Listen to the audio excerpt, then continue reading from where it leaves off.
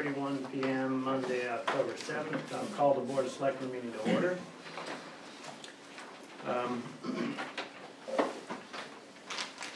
Few announcements. So first, our regular 3 announcements. Meetings being recorded by 1623 Studios for future broadcasts. It's also being recorded by Gail Hunter for accuracy in minutes. And if anybody else is recording the meeting, they're asked to notify the chair at this time. If everybody could please silence their cell phones at this point in time, we'd appreciate it so that we don't get interruptions during the meeting. And before we get started, I'm going to ask that we have a moment of silence for Bill Hatcher, who I suspect most of you already know passed away past week. He was a very long-standing member of the community, a chair of this board, a member of the school committee. He was one of the founders of the Manchester Friends of the Trees organization. He was deeply involved in the community for many years. His wife Thalia was on the DPW staff here for 17 years. We all know her quite well, and we all feel for their family. So we'll have a moment of silence for Bill Hatcher.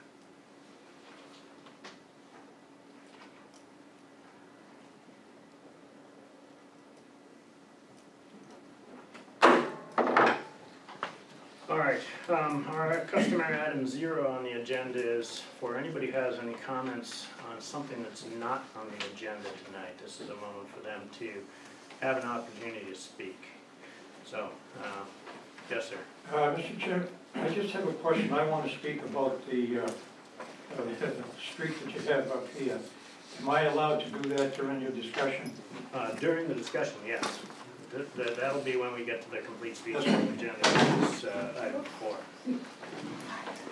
Anybody else have anything that is not on the agenda that they wish to address? All right. So, moving on to item 1, Board of Health candidate interview, Joan Cotter. So, Ms. Cotter, if you could take the microphone. Well, it's not amplifying, but it'll record for the... No, I know. People are already asking if because they couldn't hear you, so that's all. You might want to ask them. So... You can try speaking. Yes, but I have to speak very loudly. Another speaker. Better let you do it. So, the microphones are picking up the sound for the studio cameras, but they're not amplifying like we want them to. So I will try to speak loudly and clearly so you can hear me. And if I'm not, just poke me and I'll speak loudly. Ms. Cotter, same goes for you. You're not going to hear anything coming out of that mic, but we need you to speak into it. So if you could just identify yourself and tell us a bit about yourself. My name is Joan Kotler. I've lived here in Manchester since 76. And most of that time I was working in Belmont at McLean Hospital, where I was the director of the social work department. And over time, I was there for 26 years. I got handed other opportunities, like I was head of medical records and privacy, which was a big deal when the HIPAA laws came into effect. And I was also responsible for the volunteers and the interpreter services and anything they didn't know what to give. My boss always thought I had extra time. So, do a job well under difficult circumstances, you just get more opportunities to do more. So I've lived here, I've been retired now for since 2009, and I kept saying that I needed to do something to benefit the town because I think it's a wonderful place to live. Obviously lived here a very long time, and the people were wonderful, and I thought my skills, while not directly in the area of health, I think they're generalizable to all the responsibilities of the Board of Health. anybody have any questions? This way. We're gonna, anybody from the board? Do you have any time conflicts that might take you away from time or meetings on the Board of Health? No, I understand they meet on Thursday mornings. No, I have not filled my calendar. I'm saying that I'm going to, but a lot of things just don't appeal. You have my background, social work is one of those things where you're always donating your time no matter where you work, so. Thank you.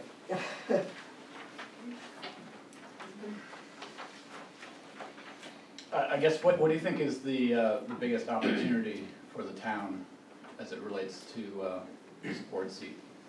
As it reports to what? As it relates to this board seat, what do you see as the biggest opportunity for the town? Well, I think that probably one of my better strengths is that I'm able to look at a problem and I'm able to contribute to resolving problems and helping people work together. And I think that there are a lot of things that are probably going on now. I don't know much about EG, but I do know about vaping, and a lot of my time actually was in the area of children and adolescent mental health. So I feel like I can contribute to that.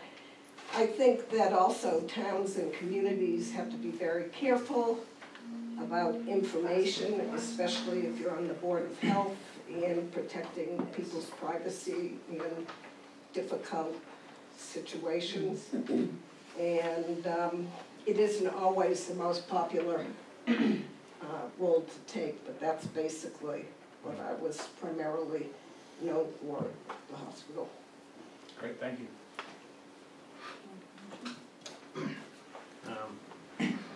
Okay, actually it covered some of the questions I was gonna ask. You, McLean in the 70s, 80s, you didn't know a doc named Lenore Bowling, did you? Of course I did. Oh, are you a relative? No, she's my mom. Oh, you I didn't get to work directly. I mean, initially when I went there, I was responsible for a lot of when the Children's Hospital was at McLean. But then, and I was the associate director, then I became the director, so I had much more to do with the wider hospital and the physicians that I really, Children's Hospital is pretty separate. But yes, never put the two together. Would you like a motion? I would like a I'll motion. make a motion to appoint Joan Kotler to the current vacancy on the Board of Health. A second. I didn't realize it was current. Do we know what the term ending is? I believe it ends this coming spring. It does, With the term ending in May of 2020. Yes. So there isn't an opening right Yes. now. There is. No, there is. Stepping off. Oh, okay. Right. So All you're right, I'm filling assuming someone's somebody will send me a note and tell me when to show up. Yes. Okay, if you don't mind, I'm going to leave, I have out of town guests, so. Anybody have any other questions? Got a second? A second. Thank you. Discussion? Nope. All in favor? Aye. Any opposed? Welcome to the board. Thank you. Thank you. All right, item 2, our cultural council candidate interview for Aisling Riley, and did I just slaughter your name? I know, it's okay. Awesome. Not at all. Well, grab the mic, same instructions. Okay, great. My name is Aisling Riley, and I'm a resident here in Manchester for about the last 6 years. Before that, lived sort of closer to the city. But my son just started kindergarten. Prior to that, I was a member of the Mothers Club and treasurer at the Manchester Mothers Club. So I was involved in a lot of activity and giving back to the town and the community in that role. And I'd really like the opportunity to do the same in this role. I'm currently studying in grad school for my master's at Harvard in Museum Studies with a focus on education.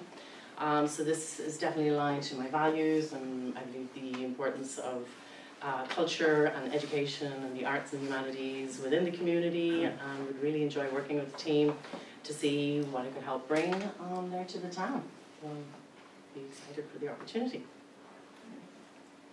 Questions from board members? My typical one about time commitment, you're a young child, and thank you so much for coming up and Yeah, thank you. putting your hat in the ring, and as well as working on a master's, is that? I'm nearly finished, so happy to say. So I'm actually in my final semester, and no conflicts there, foreseeable conflicts that I can see either at work schedule or class schedule. Well, thank you. This semester, so Yes. All right. Good, good. Get a motion So moved. to appoint for the Cultural Cultural. Council. Cultural Council for 2022, is it? 2022. Second. Any discussion? All in favor? Aye. Aye. Any opposed?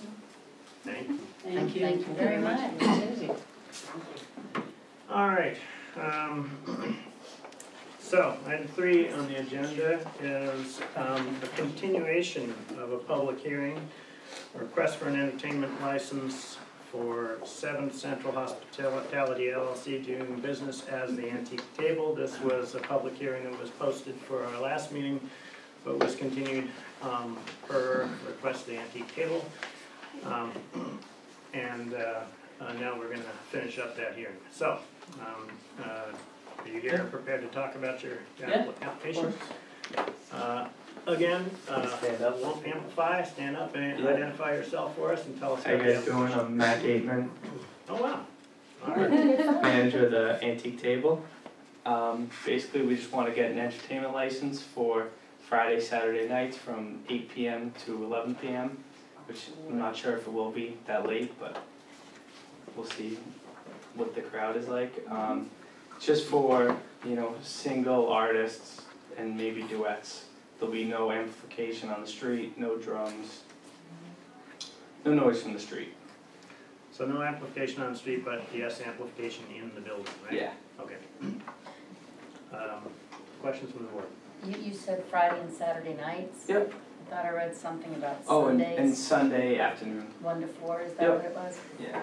So we'll be having a Sunday brunch, lunch. And is this in the front space or the Yes. back, the front? In the front area when you walk into the right. Yep.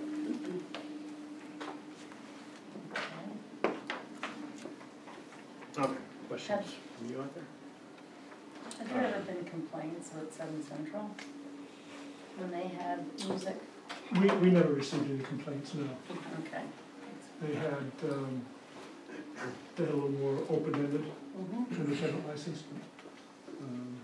There weren't noise issues or We- anything? Like I said, we did not, Anything came we did up? not receive any Okay. complaints. Is there any plan for anything upstairs, like the previous owner? Yes, we're gonna have it as a function room, but as far as bands or anything, nothing up there. And is this any different than the license that the previous owners had? Like I said, it's a little more restrictive in terms of the last, what the previous owner had was up to 6-member bands. I think you're saying up to 3 people. 3, yeah. And being acoustic only, I think is another change. Was the change made by Antique Table, or was the town suggesting It's what they that? volunteered. Okay. Yeah. Yeah, because we're fine, it kind of goes with the vibe of the restaurant. So I don't need a real band playing rock music in there. Okay. Do you see any amplification on the back deck from any music? No, I don't think so. All right. Okay, any other questions? Nope. It's a public hearing, so the audience, if they have any comments that they want to make on this application from Antique Table, they may do so. Mr. Shea, if you could grab the microphone. Chris, Okay. Chris Shea, 50 Bridge Street. I spent a few years in there, maybe a dozen or so years, and we had an entertainment license. And I just was curious as to the upstairs. We had a Celtic session, which is really kind of a, no microphones or anything like that. Had it for 10 years. And the people who were doing that have been constantly contacting me to see if we could get them to do it again. But if you had the Sunday evening part of this, you would be able to, but it seems like, because they did it from 5 to 8 on Sunday evening. So I don't know if this license they have would preclude you in doing that or not, or if you have any intention of doing something like that. Well, I think that's up to them. Originally, I was just keeping it more open-ended, but I was working with Sonia on it, and she was like, be more strict to when you're gonna have it. But if you guys weren't opposed, so like if an event like this came up and we could do it, then, like extending these hours wouldn't do anything, I guess, bad to me. So currently the application has 12 to 4 on Sunday, right? Or 1 to 1 to 4. 4 on Sunday. 1 to 4. And that's the way it was, the hearing was That's the posted. way the hearing Yeah. was posted. Greg, do we have leeway to extend that? Because the way the hearing was posted? I'm hesitant to allow you to extend it, you could shrink it, Yeah, you because can't it's add. less, Right. I'd be hesitant for you to expand it Right. without doing a new hearing. Right. So we can modify it later. You could modify it later, yes. Yeah. You always have that option after a new hearing. So probably better to go ahead with this and then modify Yeah, it. yeah, it doesn't matter. And then the next hearing, we could always, If you find you're in a position to wanna adjust okay, the yeah, hours, then you'd come back and we'd do it then. yeah, that works for me. Hi, Lee Sturdivant, and I live at 21 Central Street. Just wanted to make sure that it's not going to be outside. No, we won't be outside, you won't be able to hear it from the street. Okay, and I represent Linda and David Crosby also, who could not be here tonight. Okay, They own the building across the street from the Okay. Gardner building, and they didn't get an invitation. oh really? No? I sent it out to all the abutters list that was given by the town. Oh, okay. Well, I think they could be considered a butter. Yeah, I'm honestly not sure. I just got the list directly from the town and then Sure. mailed it to everybody that was on the list. Right. Okay. Okay. Any other questions? All right, take a motion to close the evidentiary portion of the public hearing. So moved. Second. Any discussion? All in favor? Aye. Any opposed? All right, can I get a motion on the application, the entertainment application, or application for an entertainment license at 7 Central Hospitality? I'll make a motion to approve the entertainment license as written for Friday and Saturday from 8 to 11 p.m. and Sunday afternoons from 1 until 4, with no amplification and no drums. Second. All right, any discussion? All in favor? Aye. Any opposed? All right. Thank you. Thank you. All right, so, item 4 on the agenda is a complete streets update discussion. And I'm going to introduce this a little bit and then let Chuck down from the DPW discuss the project. So, we told the public that when we received bids on the projects, the 4 projects that were approved by the state, we would hold some public meetings to discuss the outcomes and then to decide what we're gonna do going forward. Now, just a reminder of the way this process started out. The town had a set of, I think it was 16 projects or 19 projects that were considered to be done under the Complete Streets grant. That was whittled down to 9 that were proposed to the state. The state then selects 4 that they wish to give us some funding for. And that's how we ended up with the 4 that we've been considering for the past several months. And originally, when we went out to bid for the 4, none of the companies out there, they were all booked up and they weren't interested in bidding. So that's why there was a stall of several months in this process. We have since got a set of bids back, and for a grant award of $242,000, that's how much the state has awarded us for the 4 projects. The 4 projects were bid out at a total of $660,000, which is sort of what we thought was going to happen after some of our experience early this year. With the result that we obviously can't do all 4 projects with $242,000 when the state, or this from the state, when the projects are going to cost $660,000. So the 4 projects were the intersection at Beach and Central, the intersection over at Union and Central, and the Beach Street sidewalks and the Washington C Street intersection. So of those, the 2 that were most controversial and seemed like they were least prepared to be done were the intersections over at School and Central and Union Street and Central. And so we're not going to be talking about those tonight as for some projects that we're going to be considering. The 2 that the town is proposing that we move forward with right now are the Beach Street sidewalks with some modifications to that project, and the Washington and C Street intersection, which when we last talked about months ago was pretty uncontroversial and most people seem to support pretty well.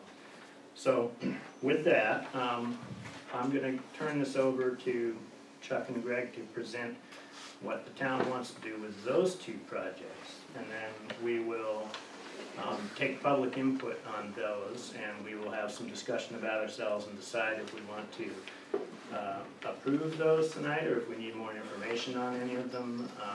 And so that's the basic plan for tonight. So, Chuck, if you could, let it rip.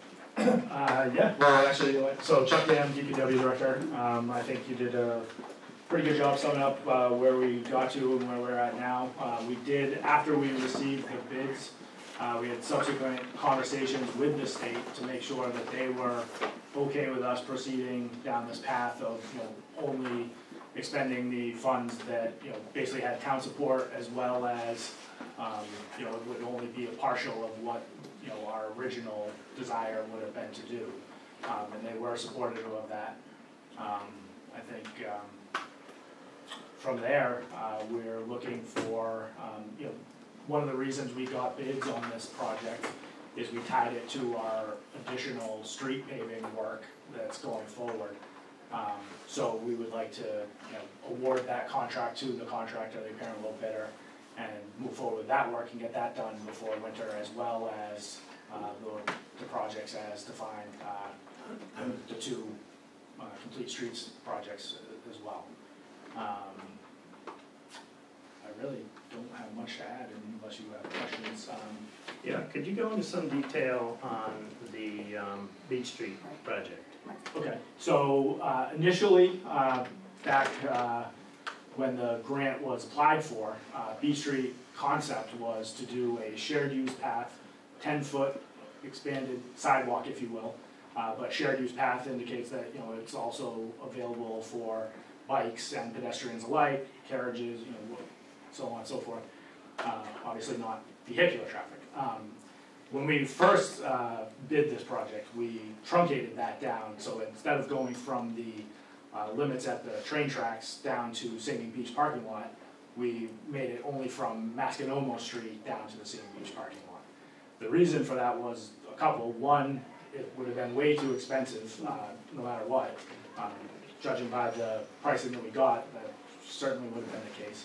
But also, there was many drainage implications, parking implications, stuff like that, that would have, further complicated that project, which obviously leads to higher costs.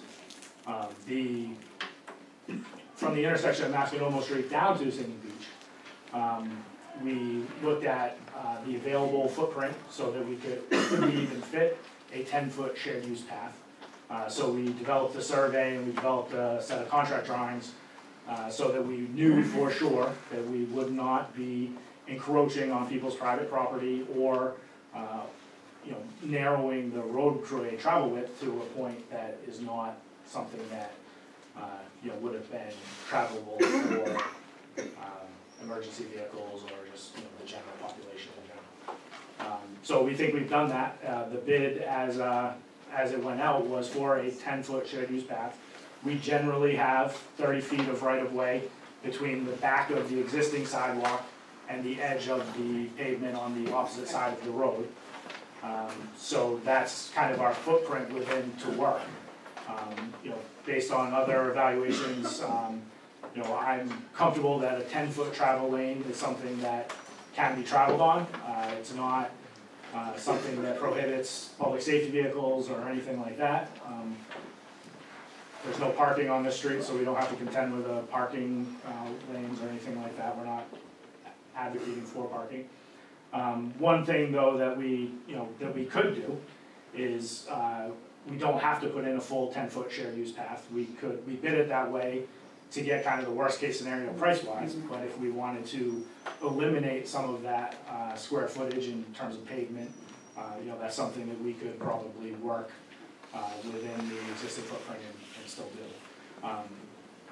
The definition of a shared use path, I don't know that would be met with something less than a 10-foot path, but my position and what I've always said is that who ends up utilizing the path is not less of the concern. It's more of making a dedicated way for people. Now, if you're a avid biker, you're likely going to bike in the road and not on the expanded sidewalk, whatever that dimension is. If you are a less than avid biker, you might want to travel at a slow pace and not hit pedestrians that are walking down the sidewalk. But for the purposes of 10 to 14-year-olds trying to get to the beach, it's probably not a big deal to be on the shared use path. Ultimately, it's going to be up to the person driving or riding their bike or walking to be responsible for their safety and of those around them. Whether you're a driver or a bicyclist or a pedestrian, that's kind of your prerogative. So that's kind of, I think, the lane in which we can compromise a little bit or give in a little bit on the 10-foot way, but ultimately, I'm able to build whatever we need within a 10-foot area.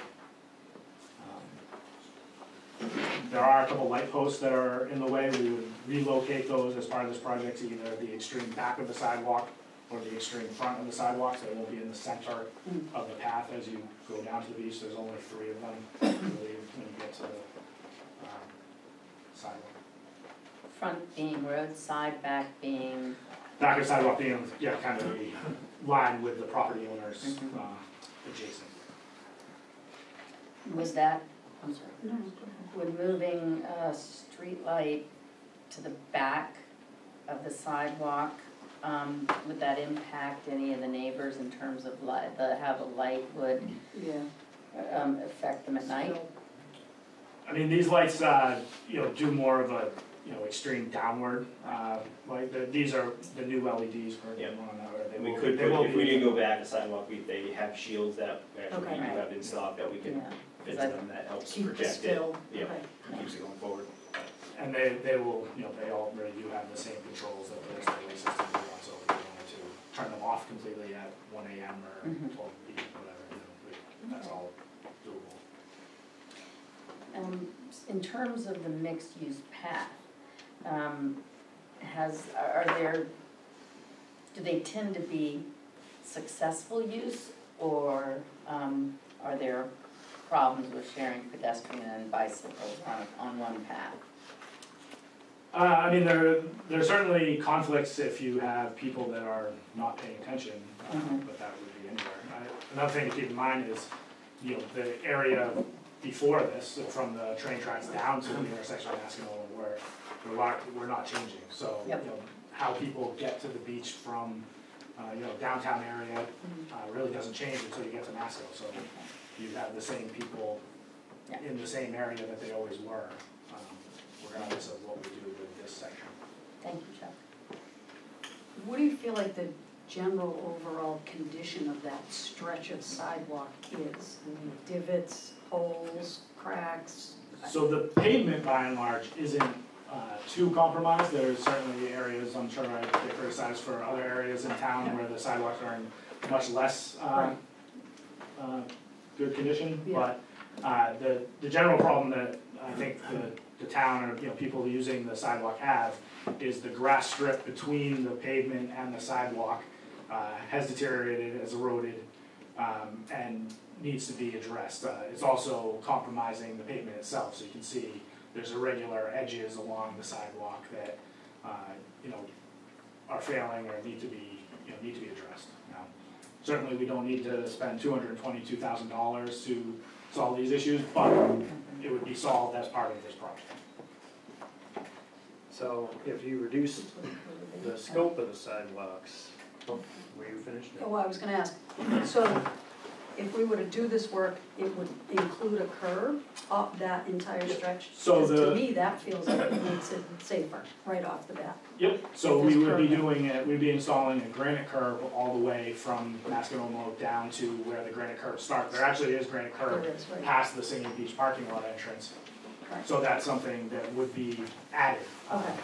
where it's not already. And we would be basically taking back that grass, you know, non-paved strip, with, you know, making that part of the shared use path or sidewalk.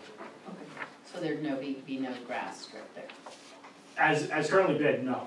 You know, like I said, we have a 10-foot kind of area within to work.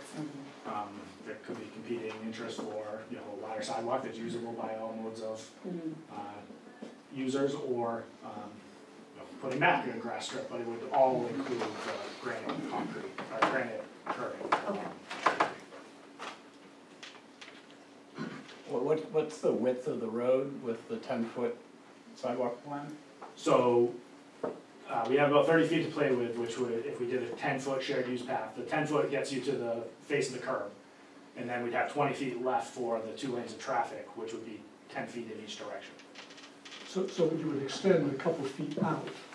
Correct. So the new curb line would come into the road by 18, 24 inches. You know, it's somewhat irregular, but from the back of sidewalk to here is roughly 7, some places maybe a little bit less, some places a little bit more feet. And then obviously 3 feet beyond here would be a full 10-foot, roughly. I mean, it varies as you go down towards the beach, but that's the general.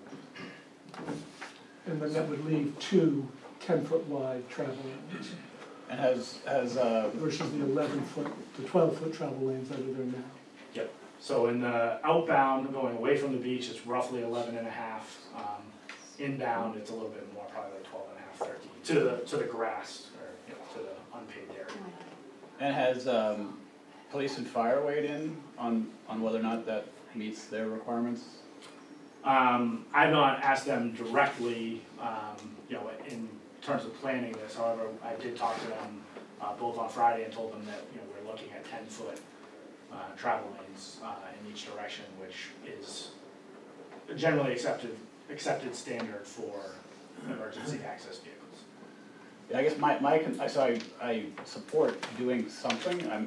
I just have a personal concern about the flexibility of the town in the future for any sort of need for emergency vehicles to get in and out.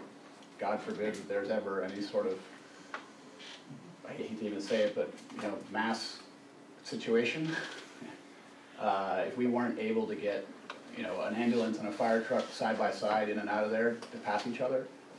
I just think that that's a very high, it's probably the highest volume place other than the high school on any given day, during the summer particularly. People coming from out of town who aren't familiar with the area, it just seems like a particularly sensitive area for emergency. If there's ever a fire, if there's ever an incident involving water, the need to get a fire truck or an ambulance to pass each other at one time on that road seems like something that we should look into.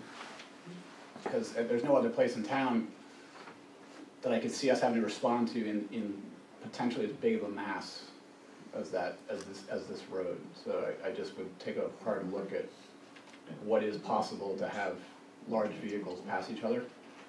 It's really good we haven't had that problem, but I just wouldn't want us to build something that all of a sudden created a limitation, especially for the future. I mean, it's probably gonna exceed my lifetime, but you know, there may be things that we wanna do to the beach house, which may cause more traffic down the road. Again, there's no plans, so, but there's just more a concern about flexibility. And my other question, that would be one request, is just get a solid confirmation from police and fire that there isn't any sort of issue. The other one is there any need, if we go and build a brand new sidewalk and make it beautiful, is there any water line maintenance 2 or 5 years from now that are gonna cause the whole thing to be dug up again? It's on my short list of water mains that needs to be done, but it's not in the sidewalk, it's in the roadway. Okay, so there's no hydrants that would have to be replaced? Actually, the hydrants are on the opposite side of the road. Okay, my memory isn't good enough, sorry. I think down at the actual parking lot area, there might be one on that side, but it's not within the limits of this project. And this wouldn't be an opportunity to move them onto the sidewalk as opposed to have them in the road? Say that again? This is not my area of expertise, but there's no reason to move them onto the sidewalk if you're building something, or getting fire hydrants off of the street where they are now. I mean, they're not on the street per se, they're in the, there are areas that they're, grassy areas off the opposite side of the road, they can't see in this picture, but. So it's not even in the paved way, it's in the grassy area. Okay. Yeah, I think again, just to reiterate, my biggest concern, I would rather have a narrower sidewalk with no bike lane with full confidence that we could get emergency vehicles in and out of there. Like I said, my general rule of thumb, accepted practice is 10-foot lanes in each direction. But there's no reason I can't check with them to make sure that their apparatus that they currently have or could have in the future meets that rule of thumb. Yeah. So I have no problem, but in general, I don't see an issue. Chuck, what are the size of the lanes on School Street? 10 foot. So, depends where. Yeah, it depends on where, it's very variable, up and down School Street. Under down at the intersection, then, in that area, you know? Down like on this. School and, School and Central Union. area. Yes, Central, thank you. Yeah, it necks down to, they try and get parking on, near the fire station and whatnot, but, the travel lanes are roughly 10 feet. Thank you. If we were to suggest or ask for a reduction in the width from 10 feet on the sidewalks, would the savings allow us to do such things as painting a reasonable Sharrow's path for bike? Speak up, please. If we were to ask you to reduce the scope to less wide sidewalks, would the savings in cost provide for us the ability to paint bike Sharrows on the roadway? Would that be a reasonable thing to do? Yeah, we have the equipment in-house to paint Sharrows. We actually just bought the stencil, so it would look very professional, like everything that DPW does. But yeah, we can do that with or without reducing the scope. The savings, I don't have a number in my back pocket for you, but even to pay a contractor to do it wouldn't be cost prohibitive with or without the reduction. Other questions? I have one question not tied to this, it's tied to something we're not doing. But on the school and central, if we aren't doing anything there, what is gonna be done? I think that there is curb issues. Actually, can we, I suspect this Okay. conversation overall is gonna run pretty long. Can Okay. you take that offline with him? Well, it is tied to the decision about which projects we're going forward with, so a byproduct of not doing school and central is a lingering question as to how the curb can be repaired. So I mean, I've thought about it, I can give you 1 second. it's more cost, how's it, where's that cost gonna come from, so. Yeah, so there's actually, between the time where we redid this project and now, the drainage issues have been exacerbated. Both the sidewalk itself in front of the corner, but also the one crossing the street. All of that has to take place before I can address the sidewalk itself. I need to address the drainage. I have separate budgets that can handle that. I think in the short term, meaning before this winter, we will do the best we can to make the drainage work. And we will address the sidewalk to the extent that we can basically patch the concrete that's there. And then we'll fix the drainage pipes going to and from that intersection. Those are what have failed. And then, and we will add paint. So there'll be a very defined fog line that goes around that corner as is. So we're not making any geometrical modifications to the hard infrastructure, the curbing, but we will do soft infrastructure painting. Thank you. All right, so I'm gonna take public input on the two projects, well, on the B Street right now. Mr. Coyne? My name is Robert Coyne. I live at 115 Beach Street. I'm the sole resident of Butter, facing an uphill battle here, so please understand I'm coming from self-interest, but also as a 35-year resident here, and a former chairman of the Park and Rec, former chairman of the Singer Beach Committee, care about this town. And I don't think this is a worthy project or a safe project for the town to be considering. And I'm going to ask you, Mr. Chairman, to open this up also to the other two projects. They are sitting here now, the Downtown Improvement Committee, which we met this morning to discuss options that are more meaningful, that have better public and safety measures than what we're talking about here. And that's the ones that you just mentioned, Mr. Steiner, that this is what's part of the whole Complete Streets program. This project here was listed as number 16, okay? So I spoke with the DOT representative, Ms. Eileen Gunn, and she was surprised, well, how come 16 got moved up so high? And I didn't have an explanation for that. But one of the reasons I called her is because I was told that they are the ones that determine which projects go forward.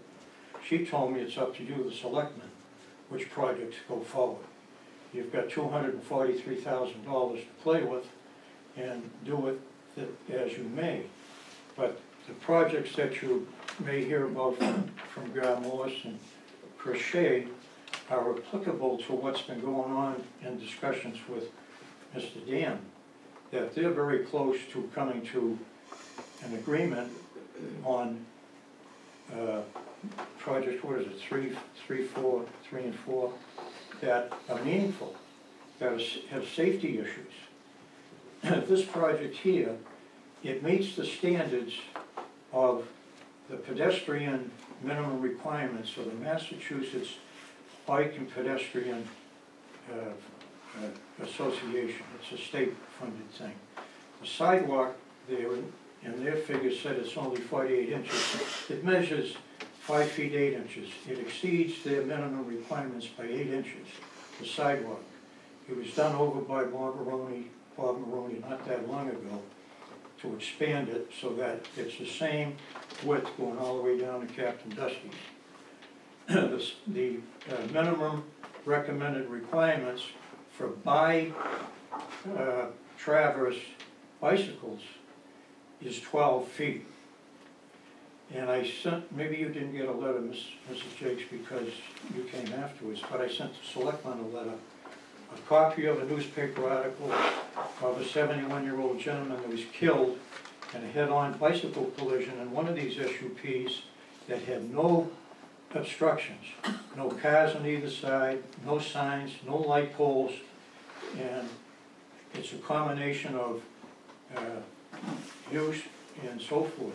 Now, this is only a little small piece of what was proposed, so what sense does it make to make this a wider thing when people are coming up from the train station on their bikes and all of a sudden they got to funnel into a situation here where they just disregard it?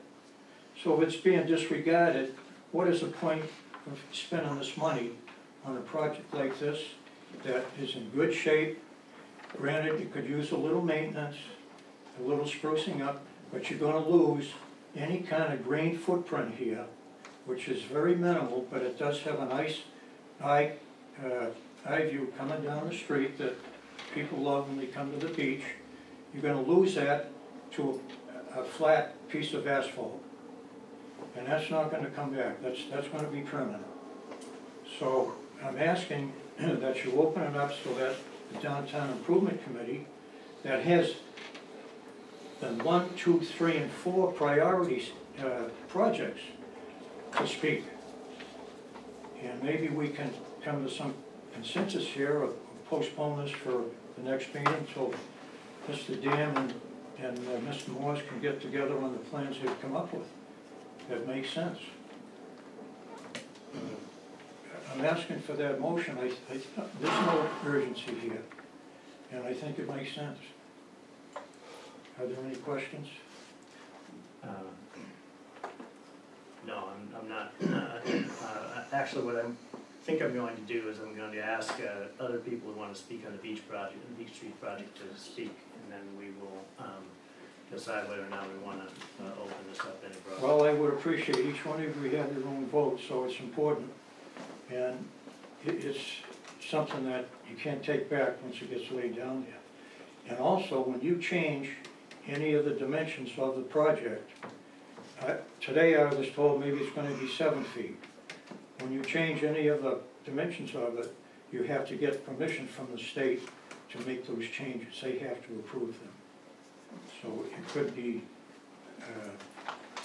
you say it's 10 feet, well that's changed. So. Ms. Morris, I think you had your hand up earlier. I'm Jody Morse, I live at 11 Jersey Lane. Yeah. I was actually going to say the same thing that, Can you speak in that? yes. It's that's- Oh, it's going, okay. So I was actually going to say the same thing, that I understand that from a priority standpoint, this Beach Street project is very low on the priority list. It almost seems like a nice to have versus the whole purpose of getting this grant was to make our streets safer, make our downtown more pedestrian friendly, more friendly to retail, all the things that I think other projects in this list. So I would appeal to you to open this up to talk about the other 2 projects too. I know they've been controversial, but a lot of that is around loss of parking. And I think if we can get creative and not lose parking, those projects should be put back on the table.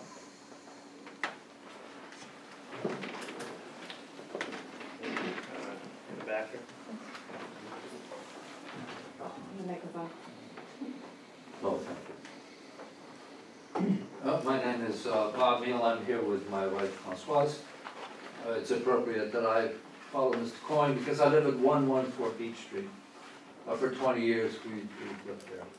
And before I forget, I have a statement from Ron Skates, who's the president of the Senior Beach Club, to give to you as regards his position on this. So as regards our position, we live on Beach Street and we live with the traffic. And there's a lot of it.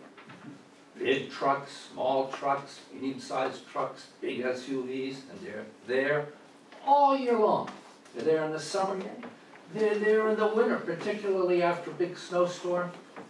They're there when there's a big storm, they come in to see whether the ocean is still there and working all right. But there's a lot There's a lot of traffic on Beach Street. We are against any project that narrows Beach Street because it makes it dangerous. For the reasons that Mr. Steiner mentioned, plus other factors. We would also be against any bicycles on a sidewalk. Bicycles with little kids, elderly people, kids on bikes, doesn't mix. A 10-foot sidewalk with bicycles is a big risk. It's dangerous. So we would be against that. And I think the thing that may make sense for the town is to take the existing sidewalk, which is in very bad shape. It's very uneven. The bushes and some of the hedges have grown and intruded a bit on the sidewalk. So the sidewalk's not in good shape. Maybe it suffice for the town's limited resources just to fix up the existing sidewalk. Well, if you had to take some of the grass to enlarge the sidewalk and make it better, I think that would be all right if it did not narrow the street. Moving light posts back, that's work. A couple of observations. I wonder what the alternative cost would be if you calculated it for just refurbishing, fixing up the existing sidewalk, as opposed to doing the 10-foot sidewalk or the 7-foot sidewalk, whatever it may be. There may be some money to be saved there. In any event, I don't know what the alternative cost is of just fixing up the existing sidewalk, but I think it would be interesting. It seems to me this project is very marginal for the town. We have a whole lot of infrastructure projects coming up. We have the ocean encroaching on City Hall and the computers and everything else. And it seems to me this project is marginal, and it's mostly made for day trippers coming from Boston. They're the ones that would be the biggest beneficiaries of this. So we are against this project. I think it's dangerous. So, I probably have more I could say, but perhaps I shouldn't. There's a lot of judgment involved in any of these things. You know, you can get numbers out, 20-foot streets, 23-foot streets, whatever. It comes down to the town exercising good judgment, and that's what we're asking that be done. And that we don't do this project just because it's sort of nice to do and has a good look about it. It should really bring some solid benefit to the town. Mr. Chair, I believe you have your hand up next. Yes, Chris Shea, on the Downtown Improvement Committee. Our purview is to improve and beautify the area from the top of Beach Street down to Pine Street along Union and Central. That's primarily an extension of Phase 1, which was the downtown. So when the Complete Streets project came about, we said, oh, that's great, we'll work together with the Complete Streets and get some of the major intersections taken care of. We took a position of, from day one, of not being in favor of the shared bike and pedestrian path up to the beach, and wondered why it was done. One of the members on our committee is also on the Bike and Ped Committee. Now, the Bike and Ped Committee took a position of being against the shared path. That has to tell you something. And at any rate, we've been working very hard on the Beach Street and Union Street intersection, as well as the School Street and Central Street intersections. And then suddenly, last month, we find out that, well, those are now 3 and 4, and to get those done, we have to complete 1 and 2 first. So in essence, that told us that the work we've been doing, and it was contentious at times. There's a lot of items to be considered, bump outs and all of these things, sight lines, parking. But these are things that we were working on. And suddenly you find out, well, there's no chance of those being completed as part of this, or any work being done on them as part of this current grant from the state. So we, as a committee, today took really no position on the sidewalk issue, and submitted plans again for these 2 intersections that I just mentioned, and would hope that, again, Mr. Steiner had mentioned the 2 projects, I think Chairman Bowling mentioned the 2 projects we weren't going to be discussing, we would like to see those reopened for discussion if possible. Thank you. Ms. Hill. Sheila Hill, 2 Running Ridge Row. I wanted to say there's a play. I've taken recently to paying attention to the grant activity going on in town. There are a lot of grant applications in. And this particular one reminds me of, there's a play on Broadway, I think it was 6 characters in search of an author. It strikes me that this is grant money in search of a project that is really non-essential right now. And I think it is really strange and inappropriate to spend money. This does, I would ask what problem this solves. You know, a sidewalk that is aging and needs maintenance, but really to tear up the street, the sidewalks, the poles, to narrow the road, as a means to spend state money, I think is wrong. And I think it should be saved, this kind of money should be saved to do serious work on safety issues in town, such as School Street and Central. Mr. Senator. Thank you, Mr. Chairman. Al Setner, I am the chair of the Manchester Bike and Pedestrian Committee. Mr. Shea is correct in his statement that we did not support this project. We were very involved. There's a few other members of our committee here. We were very involved in the Complete Streets process from the beginning, from the steering committee on up through all of the public workshops. This particular project was the lowest priority on our list. We wouldn't have even listed it if we could have not listed it, but we needed to pick 16. That one was number 16. We also would agree with, I would agree, and I think the committee would agree with some of the other speakers here, that this is a great project for aesthetics, but it doesn't do a lot for safety issues in town. And the 2 projects that were taken off the table, specifically the intersection of School Central and then Union Beach, those are projects that would impact pedestrian safety. And again, we reinforce what several other people that have spoken have said, that those should be put back on the table, at least for discussion, so that we can actually have an impact on safe travel in town. I understand there was pushback. I've been to just about every meeting where we've discussed this in front of the board. You have to weigh, if we lose one parking place, is that worth saving somebody from getting hit in the crosswalk in front of 7 Central, or in front of 2 Union, or in front of Seaside 1? I think we all have always tried to keep safety as the #1 issue and concern.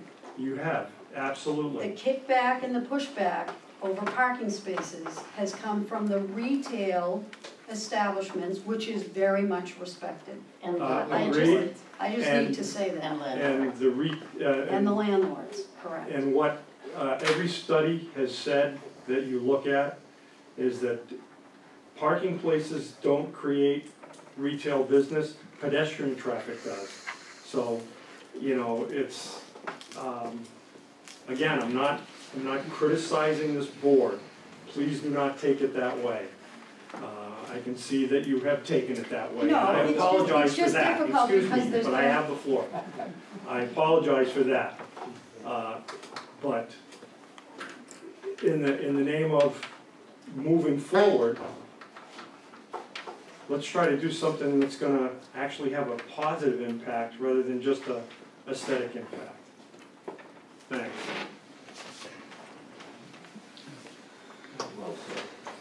Do you mind if I chime in, or? Great. Go ahead and chime in, and then I'm gonna try and organize Just this. in the interest of telling the entire story on the Complete Streets, the 4 projects, maybe I should have mentioned it in my opening remarks, but the order that people seem to get hung up on, just in terms of restructuring how we associated the bids, it had everything to do with trying to fit the available funds to the available projects. And we had to really take that into consideration. I'm looking at the deltas between the different projects, and I think I'm proven right that the two intersections that we're leaving off the list are ones that were substantially more than what they were budgeted for, to the tune of number 3 and 4 of ones that we had available funds for. So what I'm trying to say is, it's that much more money. People seem to be hung up on the money, town funds, grant funds. There's a deficit there that's a very real deficit that I had to try and address. And so that's what I made the call of which order of these projects we're gonna go in, with the expectation that I'm not gonna be done with the first 2 intersections on any list, or 2 projects. There's several projects to go around, and in due time, they will all get addressed. But I have to be very real about what ones can be addressed and when. With all due respect to everybody in the room who participated in all of these open houses, there is no consensus on those other 2 projects, and I need more consensus before I feel comfortable spending roughly $250,000 of somebody's money, whether it's state funds or town funds or grant funds. I take that very seriously, and so I guess that's what I told the DIPS committee this morning and the people that were at that meeting is the first 2 projects are not the last 2 projects. And like I said in my opening remarks, there are real issues that need to be addressed before I can address the very real safety issues. That comes back to the drainage and the curb lines and the abutters and whatnot. So that's just something that has been considered very heavily from my department and will continue. So I just want to make that very clear. So I want to talk a little bit about how we're going to handle the rest of this meeting so that we don't spend the next hour on this topic. We have still to talk about the Washington C Street intersection, which I'm hoping is not going to take terribly long. We will, if necessary, push the remains of the discussion out to the next meeting. We are already at the proposed end time for this discussion for tonight, but I'll continue a little bit further into it without impinging too far into our next agenda item. So, with respect to the Beach Street part of this project, is there anybody else that has something that they want to say that's not been said by other folks here? Sir, you've already spoken on this, okay. I'm going to try and limit this now. So, Ben Rossi. Yeah, Alfred Rossi, 89 Bridge. I've been on the EIP since day 1. We've done phase 1. We're focused on phase 2. At some point, about 2 years ago, we were encouraged to take the entire town on as part of the EIP because it was a village area, a whole village area. That's why this was thrown in our lap, so to speak. But I understand Chuck's problem with money and which project can be done with the money we have and the money we need to put up, pony up to go further. The issue here is, this is the sidewalk project. The town has not done anything of any sort, even in maintenance of sidewalks, since Bob Maroney was here. And we need to start someplace. And this is as good a place as any to start. And I think the good compromise would be put a share road in both lanes, so bikes and cars can use, the bikers who are comfortable with car traffic can use the road legally, properly. And make the sidewalk 7 feet. That allows you to keep the hydrants and the street lights out at the curb, put in a granite curb. And the other thing I was going to ask is, are we doing asphalt sidewalks or are we doing concrete? The bid is based on asphalt sidewalks. Well, I'd want to narrow the thing down to 7 feet, pick up 3 feet there and go to concrete. As that is a much more durable and more appealing surface. This way you'd have a tree lawn, you'd have granite curbs, and a sidewalk up to the abutter. And if this money, if it's not spent now, it goes away. Because what happens here is this work has to be done by next June. You start redesigning and relooking and modifying the two intersections we're talking about, you're not gonna get it done. Thank you. All right, I'm gonna move the discussion briefly to the Washington C Street intersection.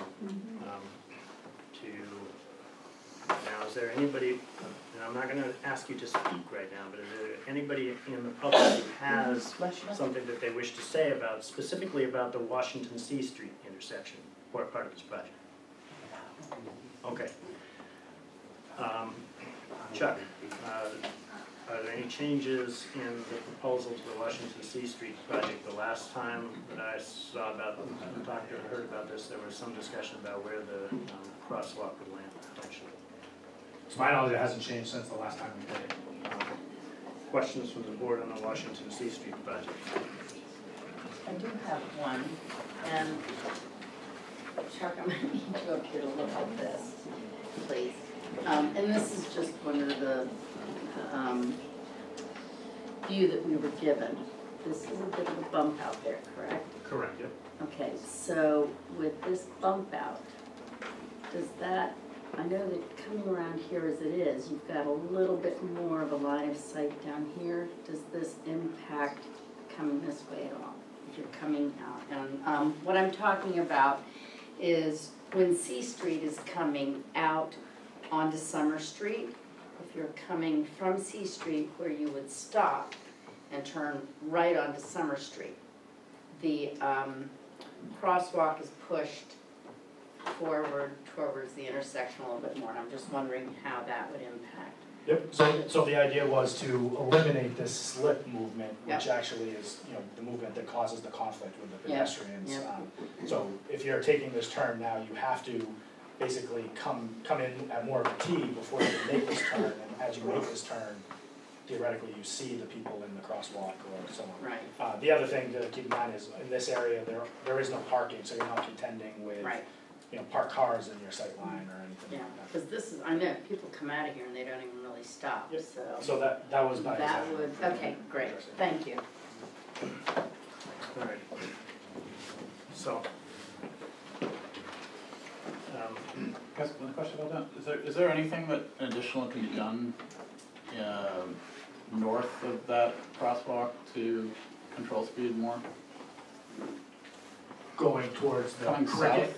Coming south, coming past southbound? the cricket on your right, as you're approaching, if you're not familiar with town, there's an optical illusion of the curve bearing right, but then Yes, then it dips down, right? So the speed, I always notice that the speed is, even myself driving it for nearly 50 years, or no, I wasn't driving when I was 10, 30 years, whatever it was, it's a deceiving, even a lifetime of driving on that road, it's a deceiving corner. Is there a way, I've noticed not that we need more smiley faces and speed controllers, but is there anything that we can do visually to alert people better approaching that? Part of this project is to put the flashing pedestrian activated signs in, so that will be there so that you see, it won't necessarily alert you of your speed, so in that instance, we would probably have to or need to put in an actual feedback sign. I think the one, honestly, the one at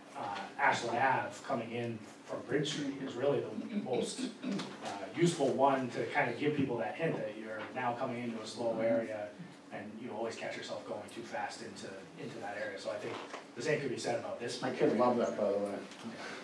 So I think that's something we should look at. It's not currently part of this project, but there has been discussions with Pike and Ped and other for where other speed feedback signs might be warranted as well as the pedestrian activated lights. So I think this is probably a prime candidate for it.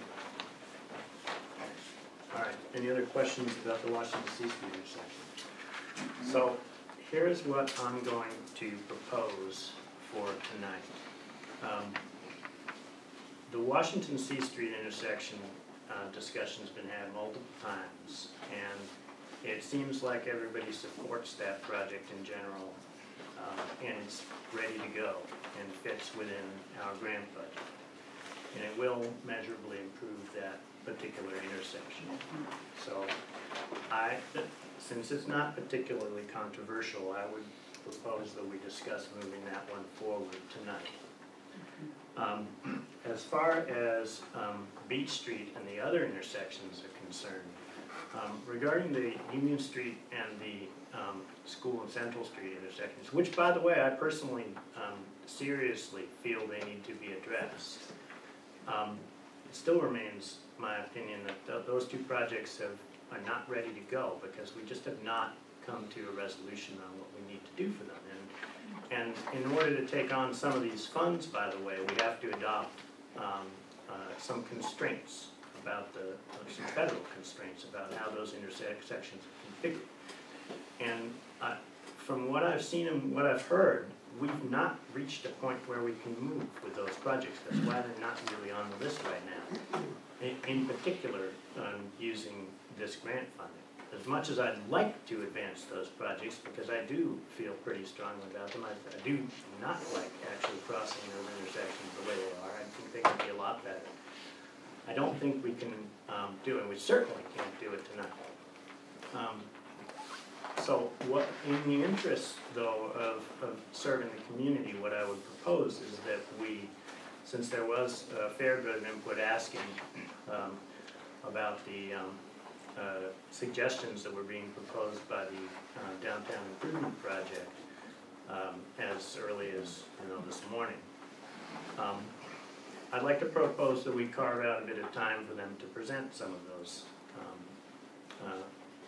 proposals, possibly at the next meeting. And as far as the Beach Street plan is concerned, there's been a fair amount of discussion and concern about the impact and safety of widening it to the full 10 feet. However, there's been general support for upgrading the sidewalk or repairing the sidewalk and widening it to, say, 7 feet to include what's now pretty much an unused strip, and to put Sharrow painting in the road.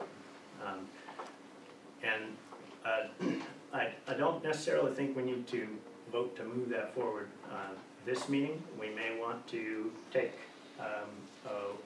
2 weeks to talk to the police about that configuration and make our decision on that one at the next meeting. So those would be my proposals right now, to make our decision on the Beach Street at our next meeting, after getting just a little bit more feedback, move forward with the Washington Street, C Street intersection now, and carve out some time to present more on the other two intersections at the next meeting or the meeting after that. So, board members, have at it. I think that's a very good plan. A couple of things. I think that just based on what we've heard, there's enough concern and still very differing opinions regarding these other intersections. But I did want to say thank you to the DPW, who really does so much work in our town. And it's very thankless a lot of the time, but thank you. And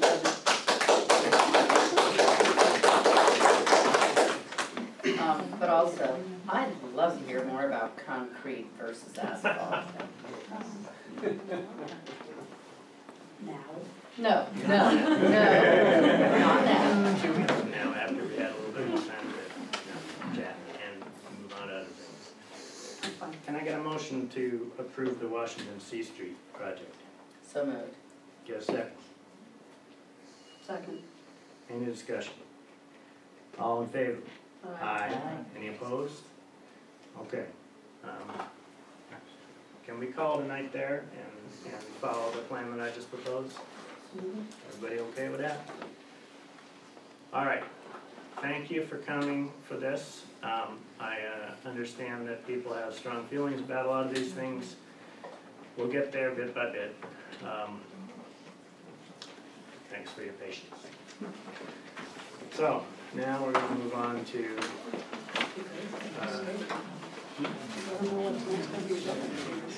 yeah, I was just gonna say. Agenda item 5 is a discussion about, special call town meeting and potential,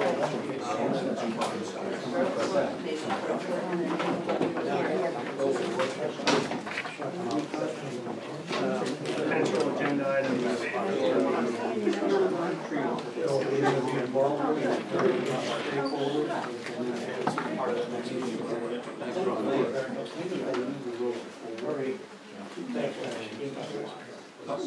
Thank you.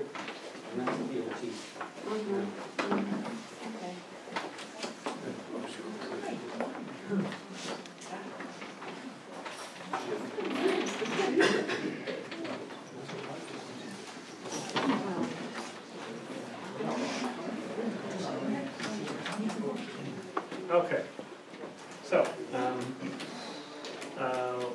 we are now going to talk about the special call town meeting, the scheduling of it, and the potential articles that we would be putting on the warrant. So,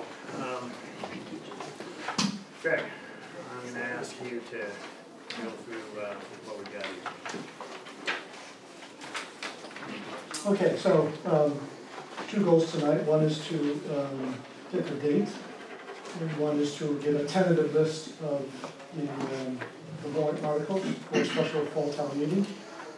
We need to finalize those at your meeting on the 21st if you don't do so tonight.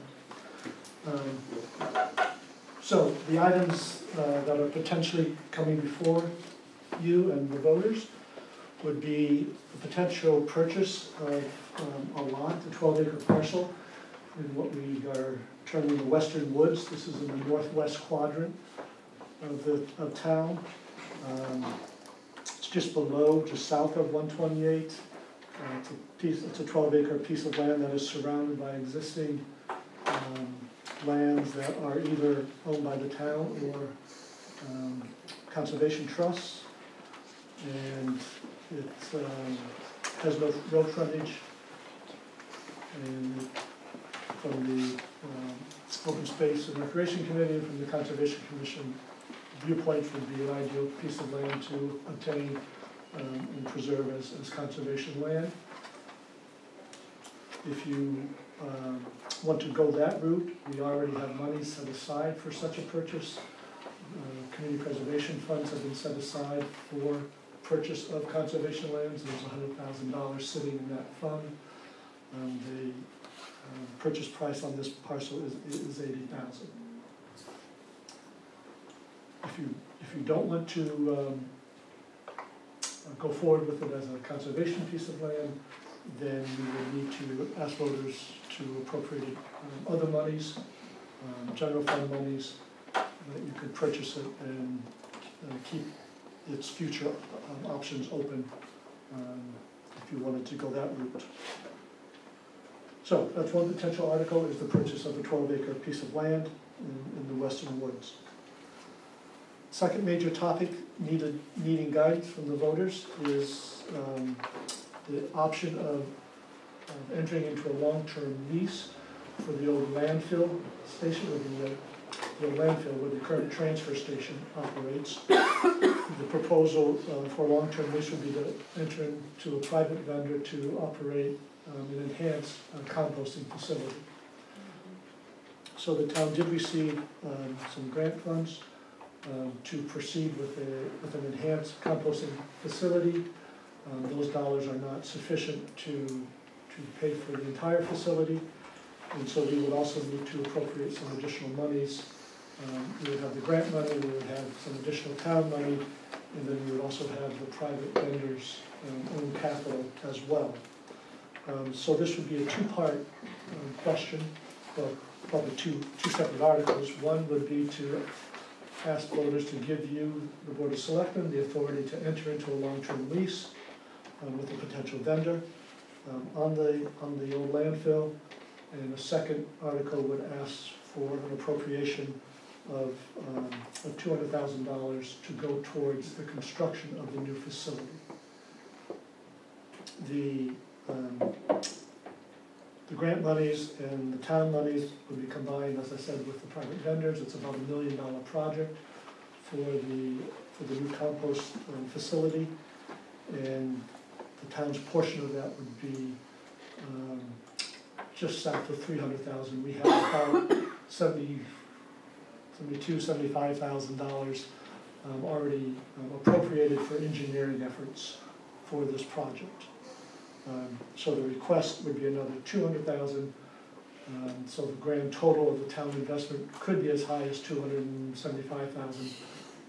With any luck, it would come in a little lower, but given the way bids are going, I'm not going to say we're going to be too lucky.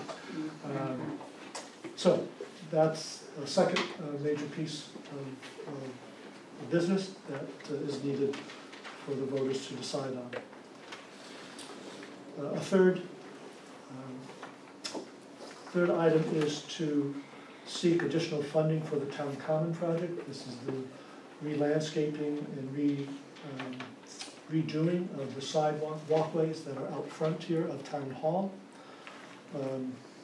That project has experienced fairly significant increase in cost estimates, primarily due to a desire to replace the asphalt pathways with pervious pavers and to add more historic lighting, and also to redo ADA access on the one side of the building here, as well as to make the walkway that leads from the police station down to the driveway much less steep, putting in stairways there so that it's not such a steep ramp. So the total cost of that project is around $400,000. We originally had conceived of a project that was in the range of $100,000 in terms of just taking up some asphalt and planting more green area. As noted by those few items, it's grown significantly from that. The Community Preservation Committee has recommended using additional funding from their sources, $225,000, I believe. Yeah, $225,000 is their recommendation. So we have about $125,000 in hand if you're in agreement to using the funds from the Beaumont account. Those were dollars that were donated to the town for beautification purposes. I want to say there's $38,000 left in that account, and of the original $100,000, we have about $85,000 of that.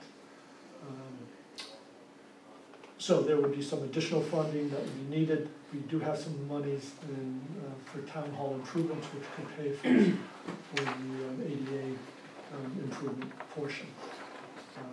So the funding sources for the project, if it were to go forward as it's currently proposed, would be the existing monies on hand plus the $225,000 of new money from community preservation, and then some existing capital money that we have for the town hall itself.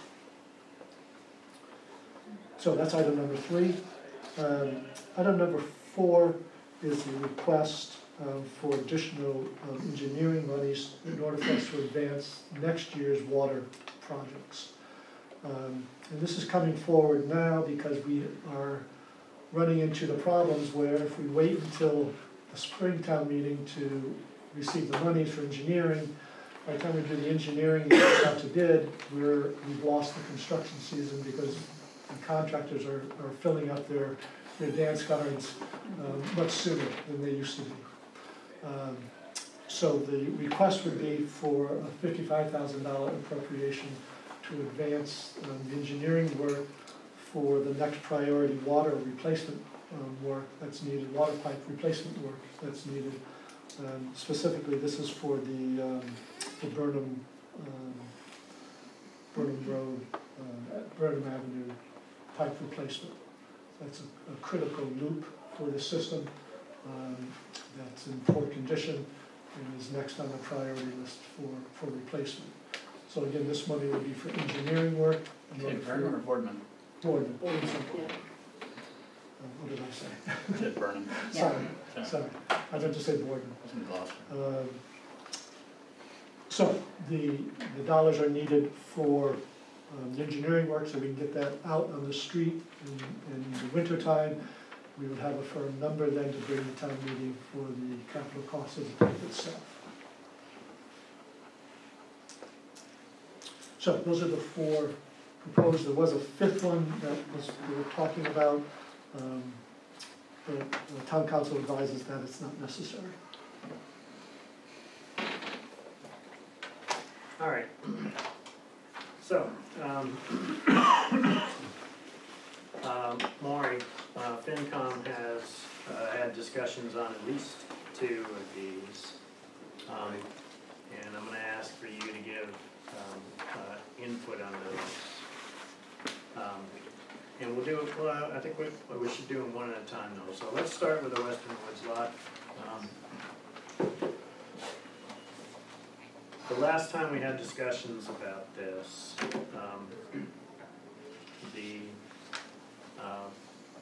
it was generally thought that I think that we thought that we wanted to acquire those lands. The question was how we wanted to do it, whether or not we wanted them to be placed under conservation immediately, or whether we wanted to defer that. Why don't I go ahead and ask for FinCom's position on that one as they stand right now? Sure, thank you. We've talked about it. We're generally in favor of the acquisition of this property, but it's sort of up for additional discussion, and we are meeting on Wednesday. So this is one of the topics that'll come up. So the general consensus is that the town should go forward with this, but the funding sources and how that's done is still a little up in the air, I think. So.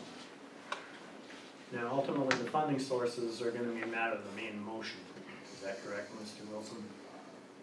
Yes. So the article, as we put it into the warrant, that's printed and given to the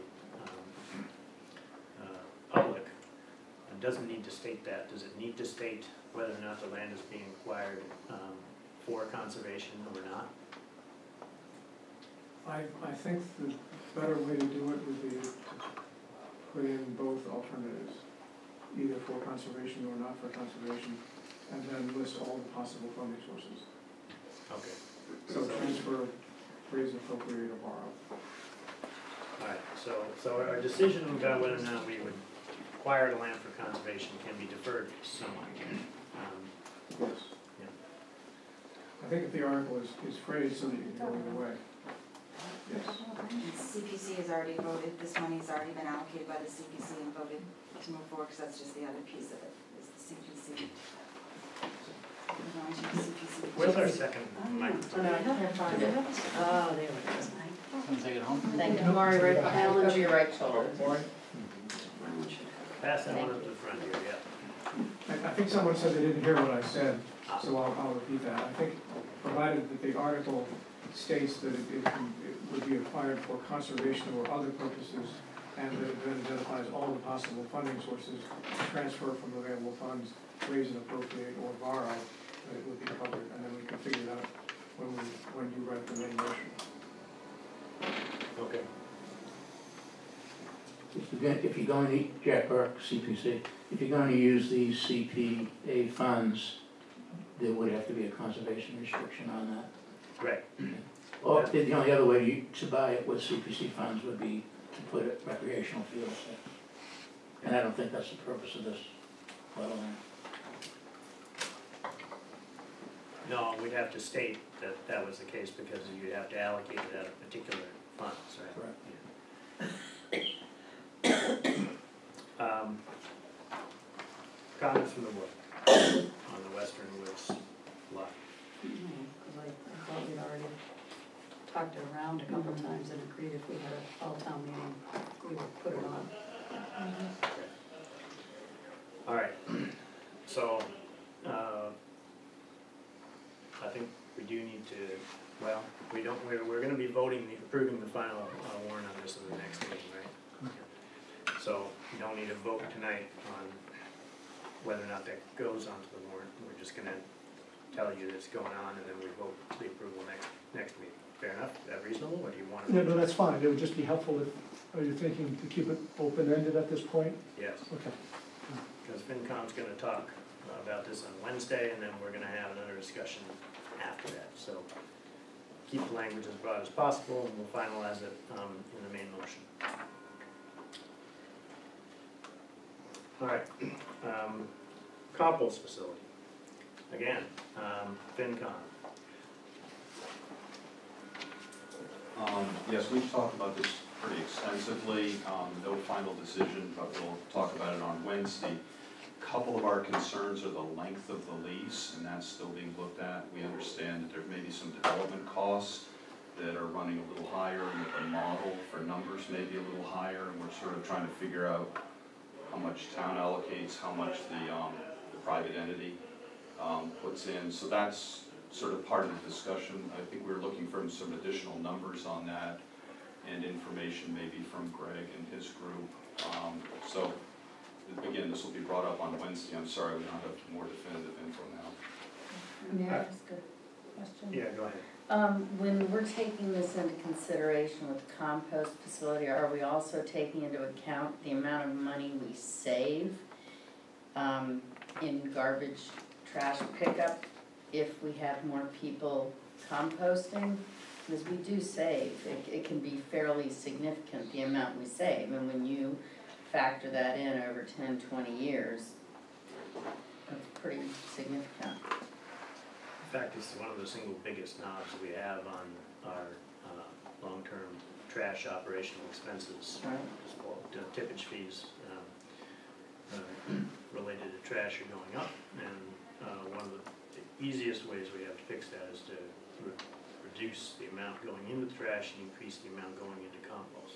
So is that something you all have had factored into your considerations? Absolutely, it's definitely something we're looking at. And again, it's a little bit sort of like an actuarial problem because we're looking out 10, 20 years. So a lot of it is based on sort of speculation, but worst case, best case, it definitely seems financially like a good direction to go in.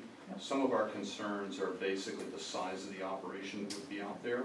And again, in listening to the presentation a couple weeks ago, it sounded like Manchester might be about 10% of the size of the operation, maybe 20%, and that facility would be used, the balance of that would be used for other communities and essentially profit capital recoup for what the organization is doing. So we're just kind of looking at that whole picture with regard to the town's long-term lease and trying to get a better understanding of that. So that's why we're just kind of looking for different numbers and trying to understand this. So broadly, FinCom still supports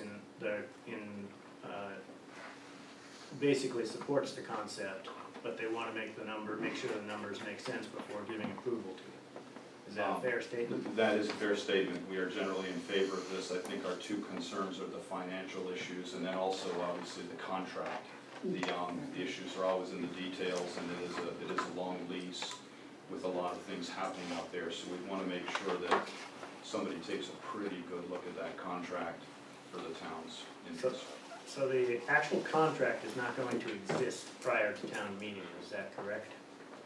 We won't have a final contract, we would certainly have a draft of a contract. Yeah. But it's not something that the voters are voting on, it's something that you are being authorized to negotiate and sign ultimately. Right. So, sorry, I didn't interrupt. So I was gonna ask, do you guys have a timeline for when you're gonna have the information that you need and when you think you're gonna come to a conclusion about the broad financial aspects of this? So we're hoping to be able to pin this down on Wednesday. We have another meeting scheduled for a week after Wednesday, which still falls within that 21st. We're hoping that we'll come to some recommendation either this Wednesday or at the next meeting. We generally don't like going into the last meeting of the, right before a town meeting of sorts to decide on something. So our goal is to get this done either this coming Wednesday or potentially at a meeting a week from Wednesday. I just wonder whether or not, we've sufficiently looked at alternative technologies, because I subsequently to that presentation, talked to a friend who's in that quote-unquote business, and so apparently there's a trend towards digesters nationally.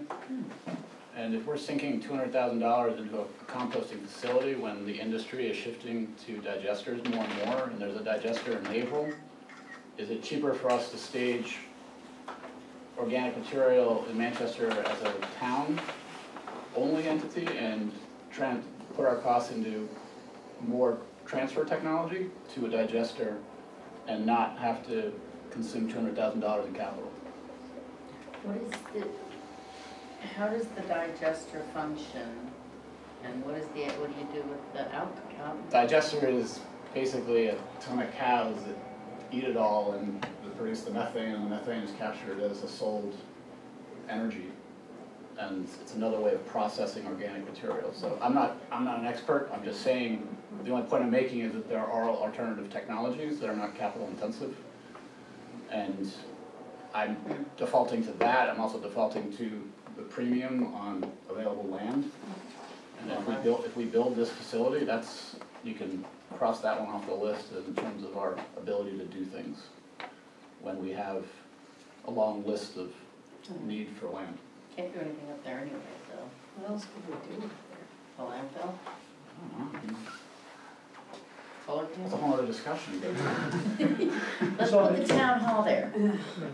So just one anecdote, and it is more anecdotal than definitive, but Hamilton went through an exhaustive process of proposing a digester at their landfill. And they came up empty. No one would bid on it. They were looking to partner with a private entity, and they came up empty-handed. Yeah, so a town operated, I'm not saying we open a digester. No, right, but I don't think towns opening digesters are a good idea. But there are regional digesters that we can send stuff to, and so do we absorb an operating cost versus a capital expenditure? And even, that land's not going anywhere, so and I don't know if these guys have an alternative, so I just wouldn't want us to, I don't have the answer here, other than if the vote is to authorize us to go into negotiation, that is one thing. That provides us more time to look at alternatives, just to ensure that we do want to spend $200,000 on a quote-unquote facility. Just one comment on process, without benefit of any research whatsoever, but based on my recollection. I think the authorization of the lease requires a 2/3 vote.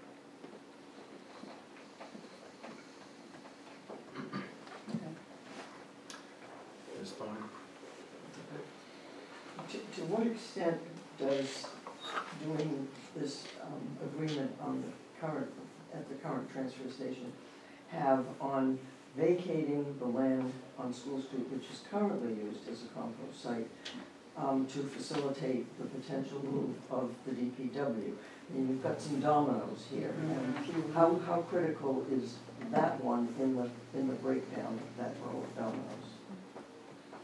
How critical is it? It is the intent that space would be freed up for the use of DPW. In terms of assessing how critical it is, I'm gonna...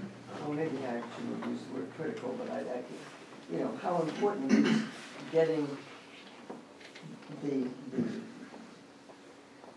new program at the transfer station to the ability of the town to then move forward with the transfer of the DPW to the compost site? So there's not enough room up at the current compost site to do other things. So by moving the compost operation, you free up that land for other uses. One certainly could be a new DPW facility. Just one other thing that I find very critical to this whole process is the abutters right now putting up with the compost facility is coming to a boiling point.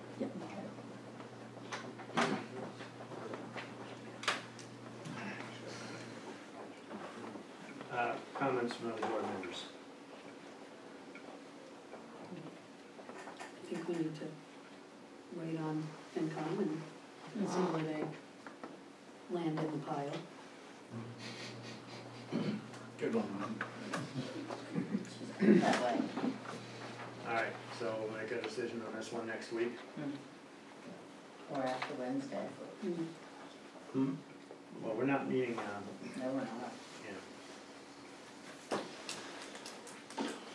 Well, any of us that can get to the finance committee and listen to their conversations would help, might be helpful for us too.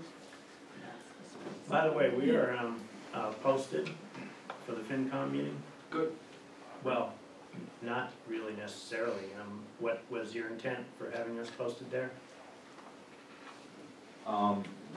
I didn't realize you were posting for that meeting, I'm sorry about the lack of communication. We just posted for a meeting in here on Wednesday evening at 7 o'clock with a number of items. I think, Greg, you'd asked about reserve fund things and some other things, and the warrant articles are top item on our agenda. So, if you want to do it as a group, we can certainly do that. Technically speaking, I don't have, I had not currently been planning to meet with the board at that meeting. Technically, we're posted for it, and I'm mentioning it now because technically it's an option for us. I don't think that that's necessarily something that we need to do. No, my only comment was, it was on the agenda for the finance committee, so if any of the board wanted to go and listen. All right, town common funding.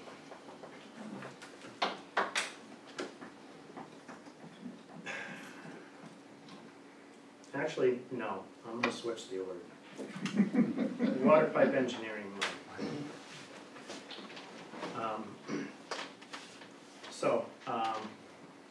I think the summary is sufficient. I don't think there needs to be a lot more discussion from the DPW board members. Okay, we're putting it on? Well, we're working hard to continue with the capital projects and improvements and infrastructure and pipes and all kinds of things, and this is part and parcel of that. So if it gives the DPW a leg up, chuck a leg up to get another piece of the project done, then yeah. Before April's town meeting, which then in turn isn't until July to free up his money. I would just, I don't have any opposition whatsoever. I would just work on the messaging, given the storm susceptibility of Stinky Beach and the fact that there's flooding danger on Boardman over by the tracks on the other side of it. So just messaging about how these pipes are gonna work in light of the fact that. Honestly, I have thought about that. And I'm not trying to get into the civil engineering. I don't wanna go there. I'm just saying, the optics, you talk about that road, people who are familiar with it instantly know that there's erosion on both ends, and so if we're spending money on pipe infrastructure, I would just have messaging about how that's money well spent. I think it is money well spent, because people need to live out there, but you just don't want the perception that there's public money going into stuff that's gonna get wiped out at the next storm. Maureen, have you guys talked about this one yet at all? We have not, and I'd probably be going out way on a limb, but we're huge on capital planning and long-term capital planning. And I think the idea of moving engineering dollars back in time to be more efficient about bidding makes sense, but we haven't talked about it. All right. And just to confirm, the issue here is that if you don't have the money earlier, with the new bidding process, what you suspect would happen is if we approved it in the annual town meeting in the spring, if you went out to bid at that point, nobody would bid, or you'd be locked out of being able to. To get it done in our time frame, we'd be paying a substantial premium. Okay. All right. So that one I think is, we have consensus to put that one on. Let's go back to the town common funding. All right, I'm just gonna open this up to board members, and I'm gonna remind everybody that it's, we have about 15 minutes in the allotted time box that I set up for this particular agenda item, and of course, as always, I'm interested in hearing as much as we can to make a good decision. At some point, I'm gonna call it a day, and just so people know when they start talking, I don't want this to be a 45-minute discussion. All right, let's go. Well, are we asking out there or here first? You guys. I think the scope has mushroomed, like an atomic mushroom cloud. And I think this is something that if people had understood, it would be upwards of $500,000 to make the town common look different. I'm not sure that people would have gone for that. I just think that's an awful lot of money for aesthetics. And I know we are talking about addressing ADA as well. However, there are, there are ways to do that without spending $500,000. I think the optics are really bad. I think, I always think of comparable amounts of money, and, you could buy a fully loaded teacher for that amount of money. And I love Town Common, I love the town, but we got other things in the town, even in the district, that are mission critical, and I think the ADA requirements have to be addressed, but the run-up on some of these other costs, just, I don't know how we could honestly put that in front of voters. I would, at this point, take the approach as a recommendation that we propose a capped amount, and that we work with DPW to figure out how to work within a defined budget and force things to be squashed in while meeting requirements like the ADA ramp. Is the way I would approach this, because I don't think this is going to work.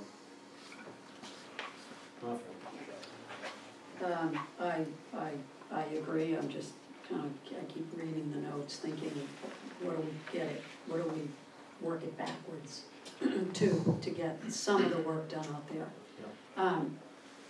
Part of the cost that got driven up was, and I respect them, requirements from different boards. Concom and the pervious pavers and the Historic District Commission required a different lighting, and I respect that because that's what those boards oversee, so. But I think at this point, we need to be we clearly need to be managing the new steps in the ADA ramp. And Greg, in the notes, the new steps, is that you're referring to the awful hill coming down? Yes.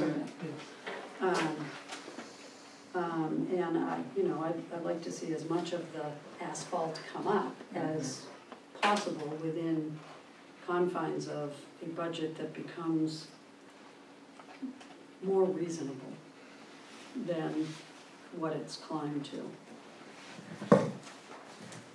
So I'm gonna read, Jeff Bodmer-Turner couldn't be here tonight, but he did send in some comments on this, and I'm gonna read his comment on this particular item into the record. It says, once again, the bid cost is far outstripped the estimated planning costs. I'm concerned about removing the ADA ramp under Greg's alternative plan. My understanding is that the current ramp does not work really well for disabled individuals to access or egress to the front entrance. I would support raising the funds for the complete project so the town recognizes an upgraded common, which I do not see happening if the project is cut back to new shrubs and changes to the grass. So, sort of in between the other positions that have been stated so far. And I know that CPC has a position on this. I'm going to get to you in a minute. I have one very briefly. Is MS4 still in play at all? I'm sorry, I meant to ask you this earlier today. What is MS4? MS4 is a Municipal stormwater systems. Oh, right, sorry, yeah. And there's some very long-range federal requirements coming down the pipe, but I don't know if those have been evaporated or where they stand right now. So we actually just submitted our permit last week for year one of the new permit which I believe is a 10-year permit, and we're basically just scratching the surface on the requirements, and, you know, it's our goal as a town and as an operator of an MS4 to, you know, start hitting some of these milestones, but I don't have any, I'm not sure which requirement you're gonna refer to in terms of the common project in general, but in general, yes, MS4 is very much something that we spend a lot of time and effort on. Okay, I didn't want to take us down a rabbit hole, I just wanted to get that piece of information. All right, I too am concerned about the cost and optics of this increasing. We have a lot of other needles that we want to move, and I feel like we're going to get kicked pretty hard if we go to the voters and ask for $400,000 out of this. That's my first impression on this. Jack, I'm going to give you an opportunity to speak. Jack Burke, CPC. We've been working on this for about 3 years. When the Veterans Project was going forward, you know, I said maybe this would be a good time to do something about a pretty poor-looking town common. I looked at town commons in Hingham and Situate and New Hampshire and Maine, and there's some beautiful town commons. And we're primarily a hot top town common. We have a lot of dead trees. The money is, never thought it would be this amount. It is CPC money. 2005, the town voted to adopt the Community Preservation Act. We have 9 members, 3 at large, and we have representatives from FinCom, Housing Authority, Historic District Commission, COMCOM, et cetera, et cetera.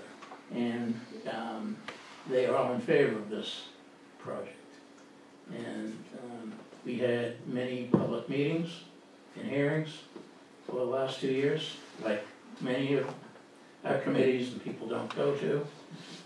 Toby Wolf is a renowned architect, and we are getting a top-notch design from him. What I originally thought was ripping up some hot top and replacing it and putting in a few trees is now properly designed. And the numbers I think are high.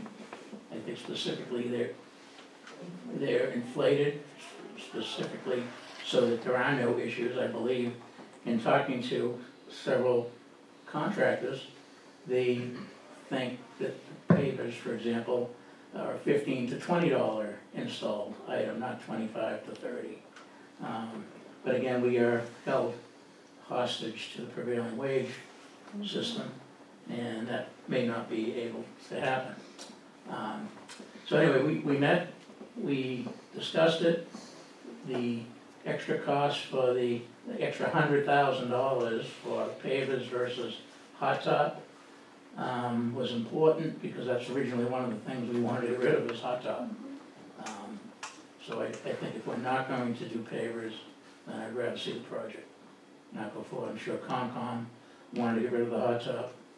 And the extra cost for lighting was only about $6,000 more than what the initial amount was, and a few $1,000s more of tree work. I don't know what the DPW could do regarding taking down old trees, ripping up asphalt. There might be a $25,000, $30,000 savings the way I look at it, but I'd have to sit, talk to Chuck and see if it was even possible. We did want to do it in conjunction with the Veterans Honor Roll, and that's one of the reasons why it was kind of pushed to the forefront. And there were some cost savings that might be able to happen by doing.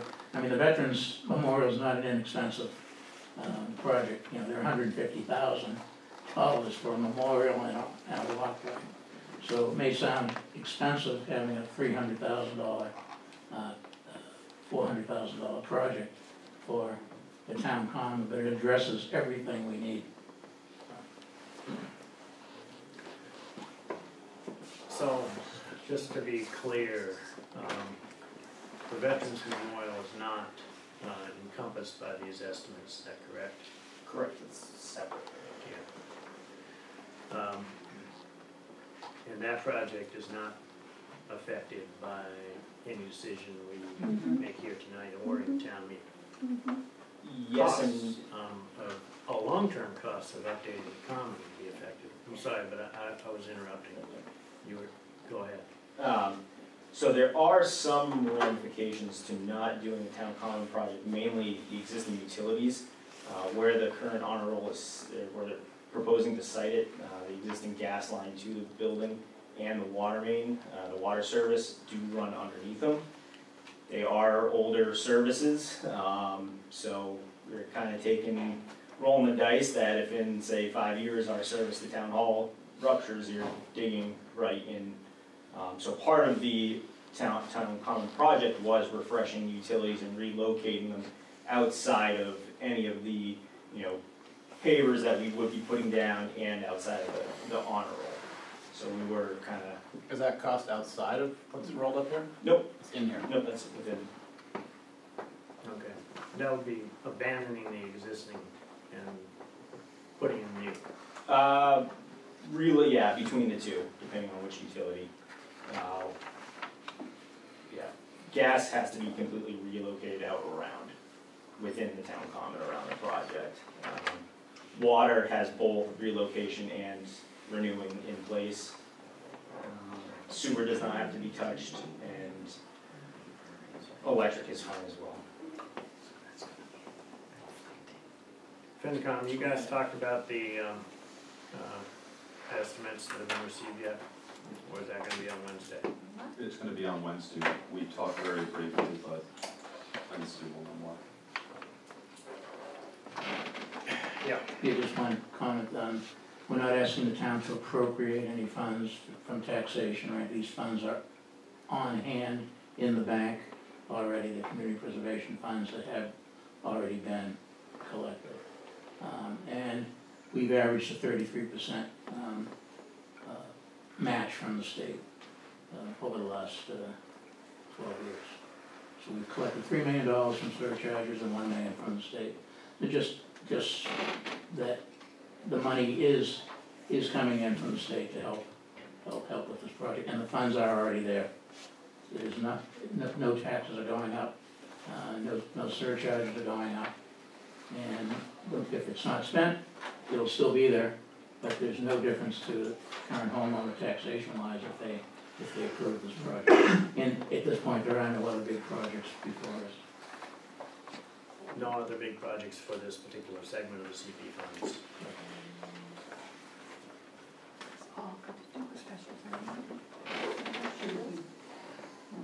Will be intriguing to learn what where the finance committee is coming from. One comment. Sure. Having a front row seat to the common, I see that most of the people that use it the most are the young men and women that are out riding their bikes and skateboarding. I made a lot of friends, sorry for all the cavities from the lollipops.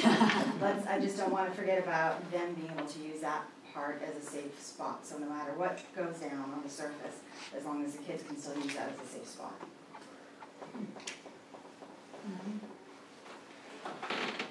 All right. So I think we're gonna kick the can down the road to the next meeting, see what FinCom has to say, and make our final decision on the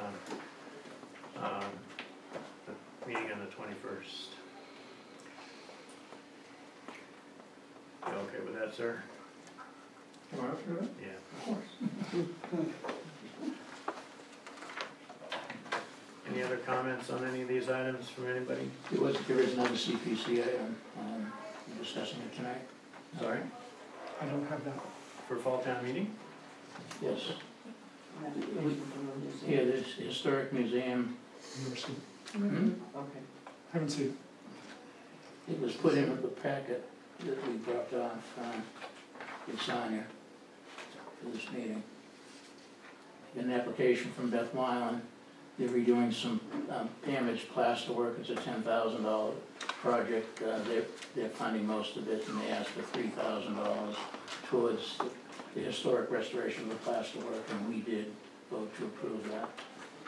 So that application has been submitted properly, vetted, and voted by us to go before town meeting. those, two projects.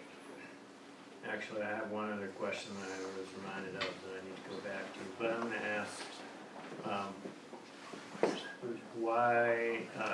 why would we need to put that into the fall town meeting as opposed to the annual town meeting in the spring? It's a very good question. They're doing the project this, if we don't have a fall meeting, they will not be able to, they will proceed, but they probably would do it on their own. I see. Well, That's it. get the paperwork to us and. It's in. So I don't know what happened to it.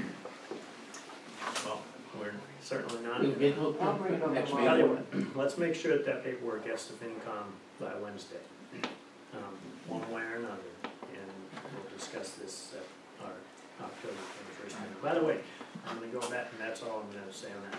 And I'm gonna go back to the thought that just occurred to me.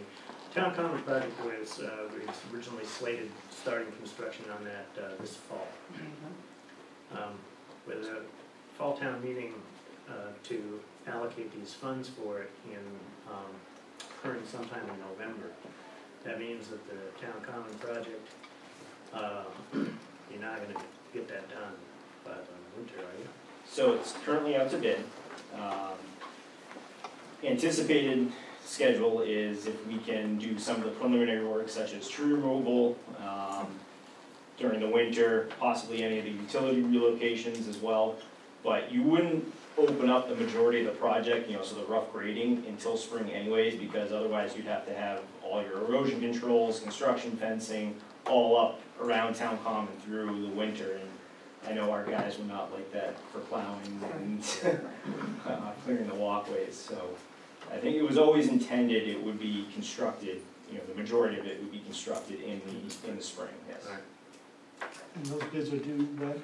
24th. 24th of October. Yes. All right. We've covered the topics, we've made decisions on Western Woods, limited decisions on Western Woods, and the water pipe engineering money, which will definitely appear on the warrant, and we will discuss the remaining items at the last possible minute on our next meeting. We need to discuss the date of the meeting, the November 12th or the 19th. Preference, sir, your meeting. I can do either one. I have a small preference for the 12th, but not for either one. Greg? No preference, either one is available. Using the gymnasium, I don't think there'll be major changes to parking for this fall. I think it's pretty much status quo in terms of the elementary school construction project. Here's the thing about the 12th. Let's suppose that we get convinced to put the Town Common funding in there, and we make final decisions on that in October 21st. That leaves precious little time to actually inform residents about the meeting and the content and some of the thinking behind it. Right now, we made decisions about this right now, we could be running out and talking to residents about what we're proposing to put on the warrant and why. But we've deferred a couple of the major items out of this and into the 21st. My thinking is the 19th would be better from that perspective because it gives us more time to actually try to inform people, which I think is a reasonable goal. I think that makes total sense. As I've said, I can do either one. Yes, sir. I would agree with that. 19th then? You need a vote? Yes. Yes. Well, I mean, actually, I don't need to vote until you vote the. What? I don't actually need to vote until you vote the warrant, but it's, go ahead and vote it. Let's lock it in. I'll make a motion that we select November 19th as the date for special fall town meeting for 2019. So moved. Second. Any discussion? All in favor? Aye. Any opposed? All right, Well, we'll do this all over again on the 21st. Thanks for coming in, thanks for the information. And we will move on to item 6 on the agenda, which is the consent agenda. So that's Board of Selectmen minutes from September 3rd and September 16th. I'm going to yank the ones from September 16th because I saw the email fly by on that early this morning or later this morning, and I was too busy to get to them. So we'll move those ones into next meeting. Did anybody have any changes that they moved on to the September 3rd minutes? I didn't see any. No? All right, and the filming request for Roselle Cemetery. Comments, questions from the board? Well, since they're not doing any zooming. Yep, they're not. Correct. Okay, there was one request that we got late to, I think Jeff recommended that it start after school as settled in. Oh, on that special permit? Yeah, is there any problem with that? No, I don't think so. Yeah, Jeff had said, suggested start time at 9 a.m. to avoid school traffic in the area, which is already challenging.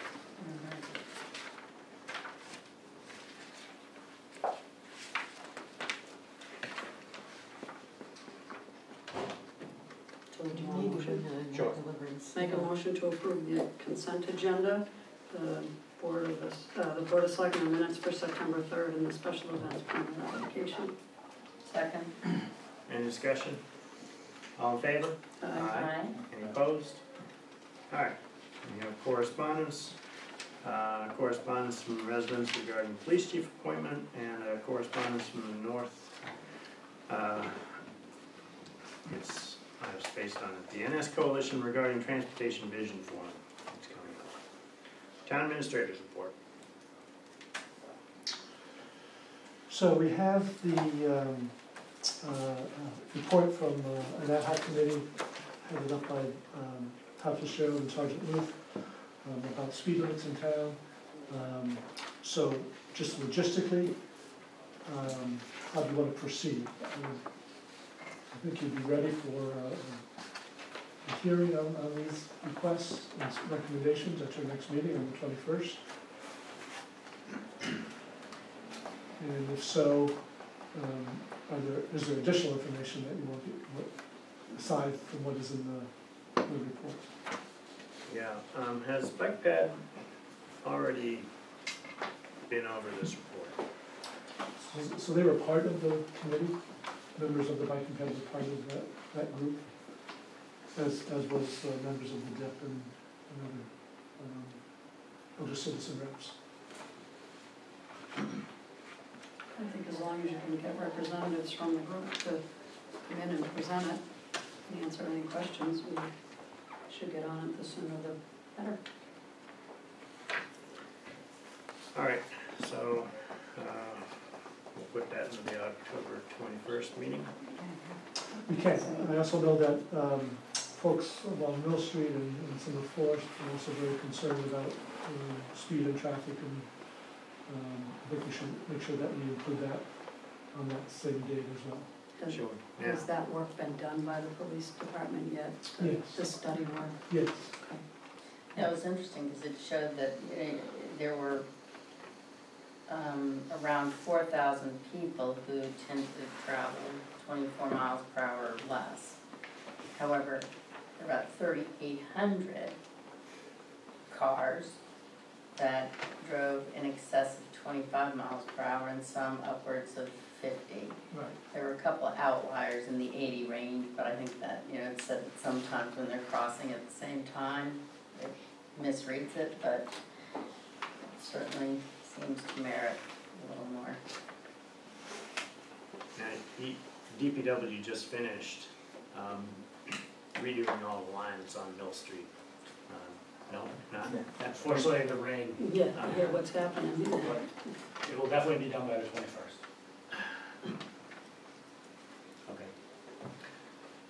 I didn't mean that in a critical kind of way. I was just thinking about Let's start the rain. managing of expectations. All right, okay. Okay, so we'll proceed with that, and let folks know that we'll have that on. Just an update on Triple E, the latest sampling did not reveal any infected mosquitoes. I think colder weather is on the way, though today was not the case. But the populations certainly are declining just as we get on in the season here. But what we really need is that couple of nights of a killing frost to solve the problem for this year. So people are still encouraged to cover up, use repellent if they're outdoors to guard against getting bitten. So the spraying itself was effective. It certainly cut back on the types of mosquitoes that were out there that carry the virus significantly. So the sprayers felt that it was successful from that perspective. There's always concerns about spraying and the safety of it, but I think all in all it went pretty well. You have the dedication of a bench for Adele Urban coming up, so you might want to mark that on your calendars. The Housing Authority is proceeding with its RFP to consider the possibility, and it's just not a possibility, of bringing in a private developer to do some rehab and additional development. It's a long way off from the reality. It will be a challenging project if it goes forward. So step one is to see if a developer is interested in pursuing it or not. They've extended the deadline until November 4th for those proposals to come back from developers. And so once those are in, members of the Housing Authority and the Affordable Housing Trust will meet and review those proposals and recommend to the Housing Authority the selection of one, assuming there's one that's deemed worthy to move forward with. So we'll see how that proceeds. Continue to work with the owner of the gas station up on Summer Street. Fines have been issued, they've been paid. We continue to count cars and try to get full compliance.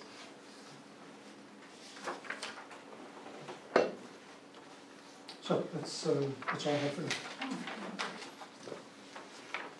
Okay, any other matters that the board wants to discuss in open session? Could you ask a question again?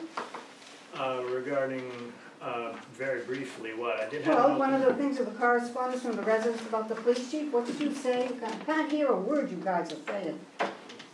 No decision has been made yet? There hasn't been a decision yet made on that process. You have another meeting? Hopefully we'll have a decision in the next couple of weeks. Okay.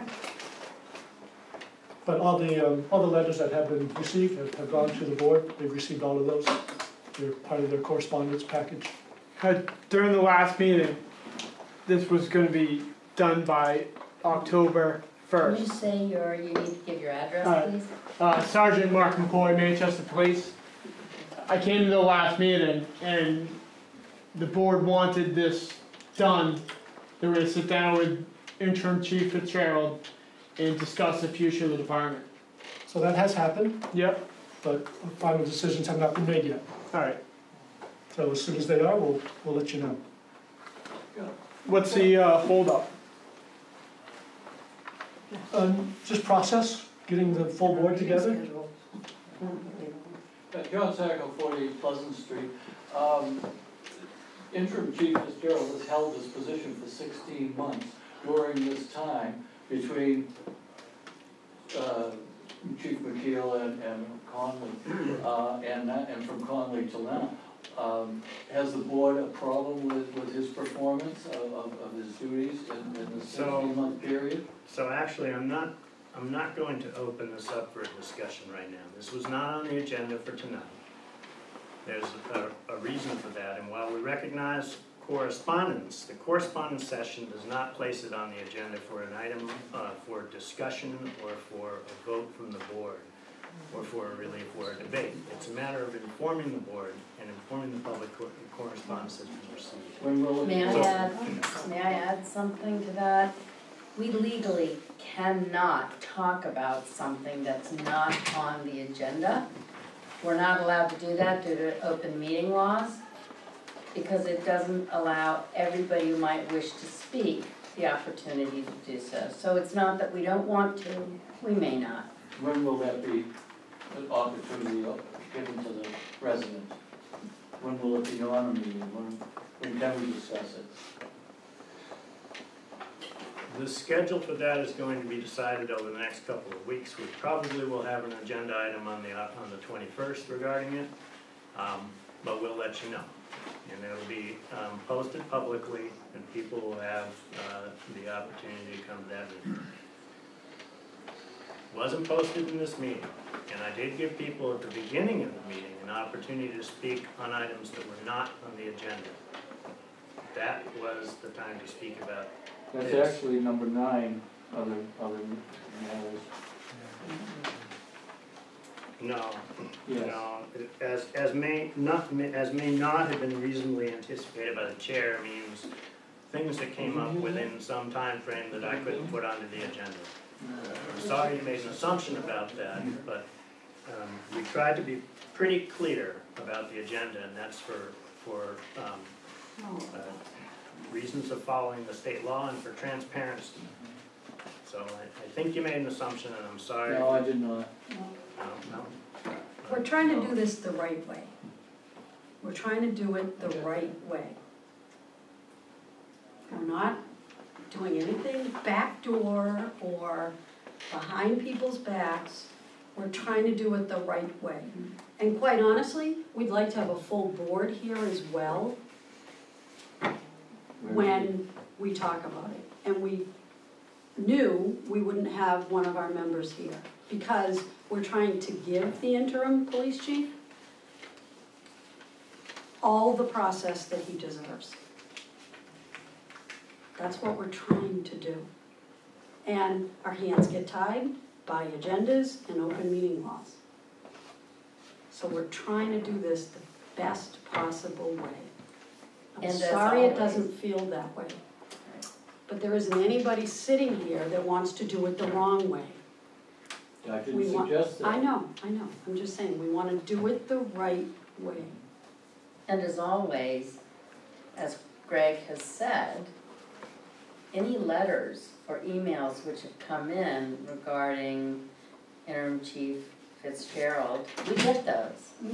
And there's no time limit on that. You can go home and write a letter tonight, you can do it tomorrow, and those we do get. And I have had many, many people stop me on the street, and it's not that we don't take that into consideration, but it does help if you go ahead and put it in writing.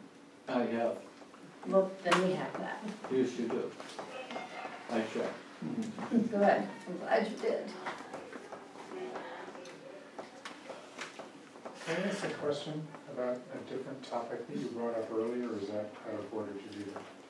I will give you 1 minute. Okay, I'm Roland Glidden, I live at 54th Forest. You grab the mic there, Roland. Sorry, Roland Glidden, 54 Forest Street, and my question is about, you brought up the traffic study on Forest Street about 10 minutes ago. And what I was curious about is, there was a discussion about putting lines down the middle of Forest Street.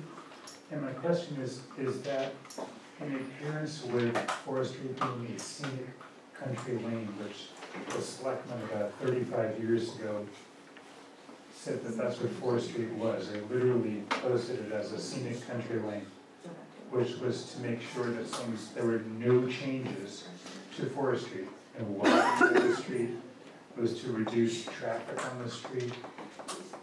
They wanted to make sure, in particular, for example, the stone walls appeared on the street. So I'm just wondering, putting a line down the middle of the street, is that okay? It's just a question. I don't know whether that's okay or not. So we did look that up, actually. There's no prohibition about that. So the prohibition, if a road is designated as a scenic road, the prohibitions are on redoing the geometrics of the road. It's against trimming trees along the road, as you mentioned, the stone walls. Right. All of those things are sort of sacrosanct. Yes. But putting a line on the road is allowed as part of the scenic road. Okay, thank you, just wanted to check. Yep. Okay. Again, thank you for coming in. At this point, I'm going to ask for a motion to move into executive session per Massachusetts General Law, Chapter 30A, Section 21, Paragraph A, Subparagraph 2, to conduct strategy sessions in preparations for negotiation with non-union personnel, not to return to open session. May I get a motion? So moved. Second. Second. All in favor, roll call vote, Mrs. Steiner. Yes. Mr. Bowling, yes. Ms. Driscoll. Yes. Yes. Yes.